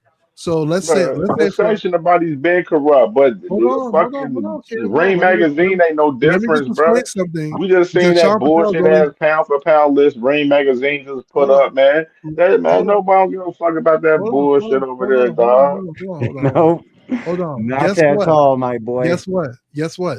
Let's say, like I said before, like the watch, but you got to put a product for anybody to care. It's just it's a bad so the product thing, is bro. good. The rankings being controlled by the promotional companies, in which it would be with Zuffa and TKO, it ain't gonna be no fucking difference from this fucking sanctioning bodies. How they're gonna control this shit? Again, so let me There's gonna be explain. no difference, It's bro. going to be Like different. this, like for Hold on. once, use your logical mind. Like It's going use to a be logical different. mind for once, hacker. I am. Please. So that's what I'm trying to explain. Because You never do. I That's why you can't get finish. spanked every day. I can't finish because you keep cutting me off. So here's the reality of it, right? Nobody's forced to go to it. So what happens is that you have two parties. You have the sanctioning bodies, and then you have Turkey and Dana. Guess what? If we don't want to be a part of that situation, that means we need to now compete and make sure what we have going on is better than what you have going on. It's always good to have competition versus having like a monopoly. It's gonna make them do their jobs. Always better. Because these now guys ain't getting paid nothing, bro. They're getting fucking ripped and off. guess what? If they're Bruh, not getting paid nothing, and hacker, what you, bruh, and fucking Dana White, he pays fucking UFC fighters pennies. What you think he gonna be doing with these fighters over here? Guess what? It's And gonna again, get a it goes lot back to my harder first statement. with 200 He more got the fighters. FBI investigating on him right now in It's the not UFC him. right now. No, Dog. they're investigating on somebody else. No, But they just awarded out settlements, 10 million to fucking. Oh shit! Is somebody backstage and I didn't let him up? My bad. They awarded 10 million to Silva. They took 397 million from Dana White and the boys and divvied it out amongst MMA fighters, and they all got fucking paid their rightful share, man. So fucking good for that. And that's what boxing's about to. That's what Dana's gonna have 200 more fighters on his roster in his complexes. All these fucking fighters. I don't know, man. We'll see. But here's like he was saying. It does breed competition, though. You are right in that sense. Yeah, Man, it creates let me tell you competition. something. If Dana White's triggering best change is in our fighting sport. the best, guess who they gonna watch? Huh? Yeah. If Dana White's champions are fighting regularly, who do you think people are gonna watch? The people whose champions are not fighting, or the champions that are fighting? Exactly. So that means the sanction bodies and the other party needs to make sure they keep up. Competition helps. Right now, you have well, it ain't bodies. helping, hack. It ain't gonna help when you got fighters asking for too much money and promoters not willing to take a chance on losing that's money. happening right now. Yes, and that's what Turkey did. He fucked up the market. Now he's going over here to pay his fighters dick. Exactly, bro. That was the plan. Fuck the market up. Fucking salaries. It was the plan all along, bro. I'll say this right now. How do you mess If up the market? Colin, I'm gonna say this right now. If Colin Wash is the champion over there, nobody ain't giving a fuck about that shit, dog. For now, look, Cam, for now. But if they keep putting this shit on for a few years and everybody's watching his champion starting to take over, trust me, they're gonna start watching. Yep, on cable TV, on Paramount, bro. Out here where all the casual eyes are, bro. It will take over. Yeah, if he's getting his guys, and he's got a big contract with Paramount, bro. He can get his fighters on regular TV. Where is Bob? Where's Al? Where's Eddie putting their fights on regular TV? And I'm being real, guys. I'm being real about one thing. Boxing needs to be under one umbrella for real. It's a mess right now. What are we talking? It needs to be under. To get it needs together, to be bro, under and they're one gonna have umbrella. to. These four sanctioning gonna have bodies is diabolical, buddy. It's And diabolical. TKO and Zuffa ain't gonna be no better, bro. You said Shit, we've already seen the movement of Turkey LSC, bro. Cam. He lied to y'all daily, and y'all be giving a fuck. Like, fuck out of here. If Zuffa's no better, people won't sign for it. If Zuffa's no better, nobody will sign for it. So Look, you got fighters. Look, Hacker. The problem is you got fighters out there that are not getting fights. They sitting on the fucking shelf all the fucking time, and they ain't doing shit. Here comes Dana with a paycheck at least. What do you think they're gonna do? They're gonna fight, which is good, right? Is that bad? Yeah. Nah, look. But Read this. But when his fighters start getting on regular TV and our fighters are not on regular TV, who do you think is going to get all the attention then? Let me tell you something right here too, though. What are we talking about? Let me tell you something right here. When they had the meeting about the Muhammad Ali Revival Act that they had in California, the first meeting, they had UFC fighters coming on there and fighters that was a part of Zuffa, because Zuffa was happening years ago with Zuffa, where they had fighters that said they were under contract with Dana White, saying that they was on a shelf for fucking 5, 6, 7 years over there. Yeah. You know what I'm saying? Like, like when we having conversations like that, when we talk about shelf life, like we got pure evidence of fighters that was under Dana White saying that they were on the shelf, Yeah. fighting fucking once every 3 years and shit. You know what I'm saying? Like, come on now, like, bro, Okay. like, that's Okay. what I'm And saying, then bro. so Y'all, it y'all goes back better to read the room in this shit. A it goes back to little what bit. I'm saying, Gotta Cam. read the room in this shit. Cam. It This goes back shit to what ain't I'm gonna be saying. no fucking different over there, bro, with Dana White. Dana Cam. White gonna be on some bitch ass, hoe ass shit where he gonna be fucking over the fighters over there too as well. It ain't gonna be no difference. It goes back to what I was saying originally, right? I mean, you wanna put your Forced to cape sign. on for the other side always. That should be Nobody's gay forced to as sign. hell. that Cam, cape on. nobody's forced to sign to Zuffa. Not Nobody one is fighter is forced to sign, and to here's sign. there's good about it too, though. And Yeah, heck, that's good. Yeah. playing to your point. Listen, it's going to create opportunities for guys that would not otherwise not have opportunity, and they're Facts. going to get their chance to fight. So I'm gonna watch this shit. I'm just not. I know I'm a hardcore boxing fan, bro. I know who's the best, and I know which guys are which. But pretty soon, that fucking era of the UBO, these guys are going to be put in front of us and grow right in front of our eyes, and eventually that shit's going to take over the guys that are asking for 6 million now that Turkey overpaid them all. Now that Turkey's giving these guys fucking 10s and 20s and fucking all Yeah, this but Turkey, but monopoly Bitcoin money. Now these you guys, remember why now Dana? he You know leaves why boxing. Turkey in there, man, with But Dana listen, White be the one. rest of the You promoters you know can't that afford boy to pay. going cheap, man.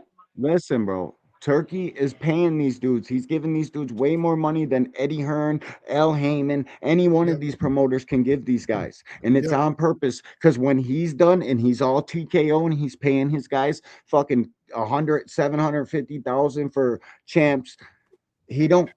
Now the promoters can't afford it, and now the UBO fucking takes over. Sure. Sure. I would say this. I disagree It's because the okay. Turkey is going to a cheaper pay scale, fucking with Dana White. You feel me? We'll Like see. the bro, thing is, you're they got a lot of. I You're understand missing. everything what you're saying, but at the same time, Turkey pick and choose who he wants to pay. Just like I was saying, he don't want to He's pay for been the Lewis paying Crocker all of and these guys. Devin Haney fight. You feel me? Yeah, but Like bro, that's because because he he feel like don't it's want to not give worthy them to more, pay for. because he don't want to Just give like them a Turkey bump. don't want to pay for That don't what mean shit though, Usyk Cam. and Parker. You know what I'm saying? Like Cam, there's several. Cam. That's what I'm saying. We got several instances where where Turkey picks and choose the fights that he Parker pays lost his for. last He fight. can What are you do talking about, that. Cam? He can do that. Parker lost the That fight don't mean last that fight. don't Eddie mean that broke his the everybody else that's the fighting Crocker for fight. Hacker. I'm But talking. this Hacker. I'm talking. look, Fucking that don't mean everybody else that whoever's fighting for him is getting overpaid, bro. Just because he don't want to kick a little bit extra for a boots fight, he's picking and choosing. I get what you're saying, but still, bro, the guys that fight for him, and which it's by the time he's done, it's gonna be the majority of fucking these B-side boxers that can't sell a fucking ticket will be asking for way more money than they're worth to these promoters that ain't got the endless money that Turkey's got. They can't possibly pay these guys what the fuck he was paying. And now boxing suffers for it because guys ain't getting in the ring. They're otherwise B-sides that had to get in the ring before this guy got here. They had to get in the ring for fucking affordable dollars. Now the price is jacked so fucking high that all of boxing is inactive, and Dana White and fucking Zuffa and these guys are just show after show after show after show. Yep. And that's You know what I'm exactly how it's saying? going to go down And because we're that's going to have good. guys That's my asking for only money. The point promoters to are it. not going to pay, so we're not going to have any fights going on. In the meantime, Exactly. Dana and them are going to be putting on their shows and killing us. Which is Yeah. good. I don't understand what the problem is. Which Fighters are making money. Whose side you guys on? All right, hold on. What body? happens if The what happens fighters. if the I'm old on the guys side go out of of business, boxing. Hacker? What if the old guys go out of business Oh because wow! they can't afford to put shows on no more? Oh wow! Who do you think? You think Dana's going to give Shakur Stevenson $5-6 million? You out of If he your wants freaking to fight, mind. why not? I think Dana what's gonna gives Not happen. gonna. Shakur 7 He's not fifty. gonna. Shakur might That's as it. well retire then. You could Listen, Same be the with best Devin Haney. boxer in the world. Same with That's Tank. it. Same with all the rest of the hey, big timers I'm that gonna are Until say getting then, this. paid man. big money. I'm Until then, confident in the other right now, companies to do their thing. Boxing been going on before this shit, before fucking Turkey Yeah, was but it's here a in this new wave motherfucker. of shit, bro. I You got believe one in guy who's I gonna believe in the guys to do their thing, man. Look, bro, it's you got never one been a guy who's gonna be on UBO regular league TV, and you format. got other guys streaming fights. Who do you think's gonna win in that battle? Listen, bro, there's never been a time where the so-called boxing promoters had to deal with something like this. Nope. Never. It's not just business as usual. They need to literally outdo these guys and just snuff it out before it fucking begins. And keep putting the best versus the best. Like Shakur and T.O. is a good fight. Turkey paying for that, overpaying them two guys to fight. So when he's gone, nobody gonna overpay them to fight anymore, and then they're not gonna want to fight. That's the whole nobody point of it. forced these promoters to do anything. I keep Listen, saying like bro, nobody forced them I to get work with it. Turkey. We're here. It's here. We're gonna have to deal with it now. We're gonna have Yeah. to watch this. Cam is banking on the fact that they don't got no big name boxers, but if they're in it for the long haul, they don't need none. They'll grow some. Yeah, you grow some. Yeah. They'll make them. Yeah, you have Zuffa be the second layer, and then have Rehab season be the big. If you're in it for the long haul, you don't need the big dogs. You just need to put on a quality product for now until time passes. 2-3 years down the road, you got fucking 2 guys, 3 guys you built, 4 guys you built. Think about this too, guys. The guys that are becoming champions will be fighting 3 to 4 times a year for them belts, which means they are going to have a lot more experience than the guys fighting 1 time a year. Isn't that what you wanted? I ain't worried about you. Y'all, everybody's going to have to worry about all of these champions right now that are fighting under Bob, Eddie, and everybody, and Al. All of them not getting paid if them other guys, if Al and them go out of business. Man, Al and them. Listen, and then, bro, if Zuffa does put out a good product in the near future, bro, boxing fans they thirst for good fights, bro. It doesn't matter if both guys are the most skilled fighters in the world, bro. It matters that it's on TV, convenient, and these guys are fucking fighting.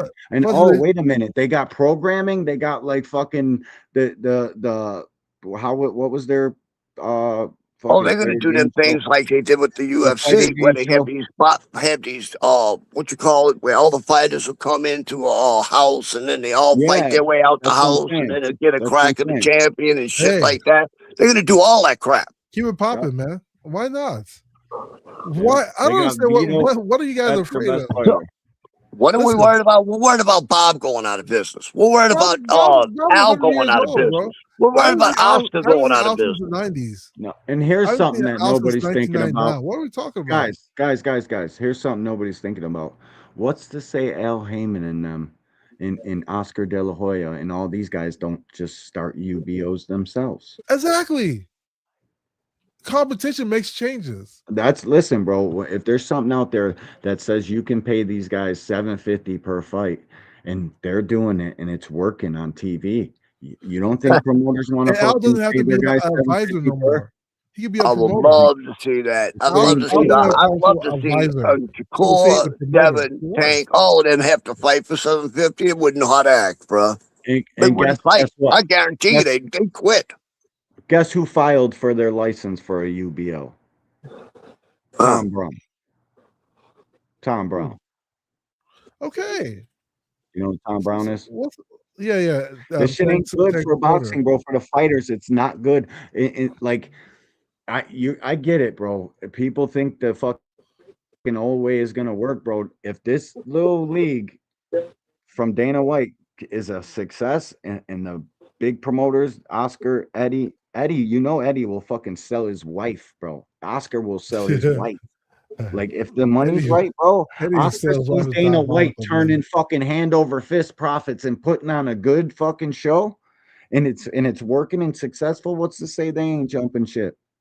Eddie will sell, bro. Eddie will sell his wife in front of your eyes, bro. Boxing ain't never been in a predicament like this before, ever, never, no time. It's going to be good, guys. I think Sean Patel. It could be good. It could be bad, bro. Yeah, I think Sean Patel is just. I don't think it's going to take over boxing, but I do think it would change the actual sport. They talking about changing the ring and changing the rules. Yep, and that Ring magazine. Shit. Al Heyman can be a promoter, guys. Don't you want Al Heyman to be a promoter? You got the AEW, no doubt. Al Heyman doesn't have to be a advisor. I think if Kane and them start having a lot of success, I think the rest of them fold. I'll be honest. I think Bob folds. He's at the end of his fucking age anyway. I think Al has had a lot of fucking medical problems. He could fold easily. You guys never seen Carl Moretti's weasel ass? That motherfucker will go to a UBO for sure. Like, hey, man. Carl fucking the guys that are in charge of Top Rank. This shit about to get crazy. I hope not, bro, for the sake of boxing. But Eddie and Oscar actively speak out against it, and I'm glad. And they're fucking fighting and kicking and screaming. That's what I'm talking about. It's gonna create competition. If they don't start fighting back, bro, they're gonna find out. You know how crazy it is for Oscar, who is like so corrupt, to speak out against it. It's sort of like Al Capone speaking out against gang violence. That's what it's like, you know? No. Oscar's as corrupt as they come, right? Oscar been paying his guys though, and that's what people don't He's understand. Paying guys, like bro, Oscar pays some guys, bro. Like what he gets guys big fights. Fucking look at Ryan and shit. What are you talking about? Wait, wasn't EJ with Oscar De La Hoya at one point? They all were. And what happened? Al what happened Heyman and fucking what happened? I don't think EJ was with Oscar. Oscar was sleeping at the wheel. Oscar lost a lot of fighters. He lost Canelo too. Because I know he lost Canelo, but I ain't never heard of him being EJ's manager. Yeah, I think he was in the beginning. At the wheel. Why fucking my dog Leonard Ellerby fucking and Al Heyman stole all his fighters, bro. I just put together a short with that shit in there, bro. Yeah, Al Heyman. You were asleep at the fucking wheel, and we took all your fucking fighters. Al Heyman's been toting the lines of the Ali Act for years, so I mean, it's not a big deal, man. I think, like I said, this is a bunch of fear mongering.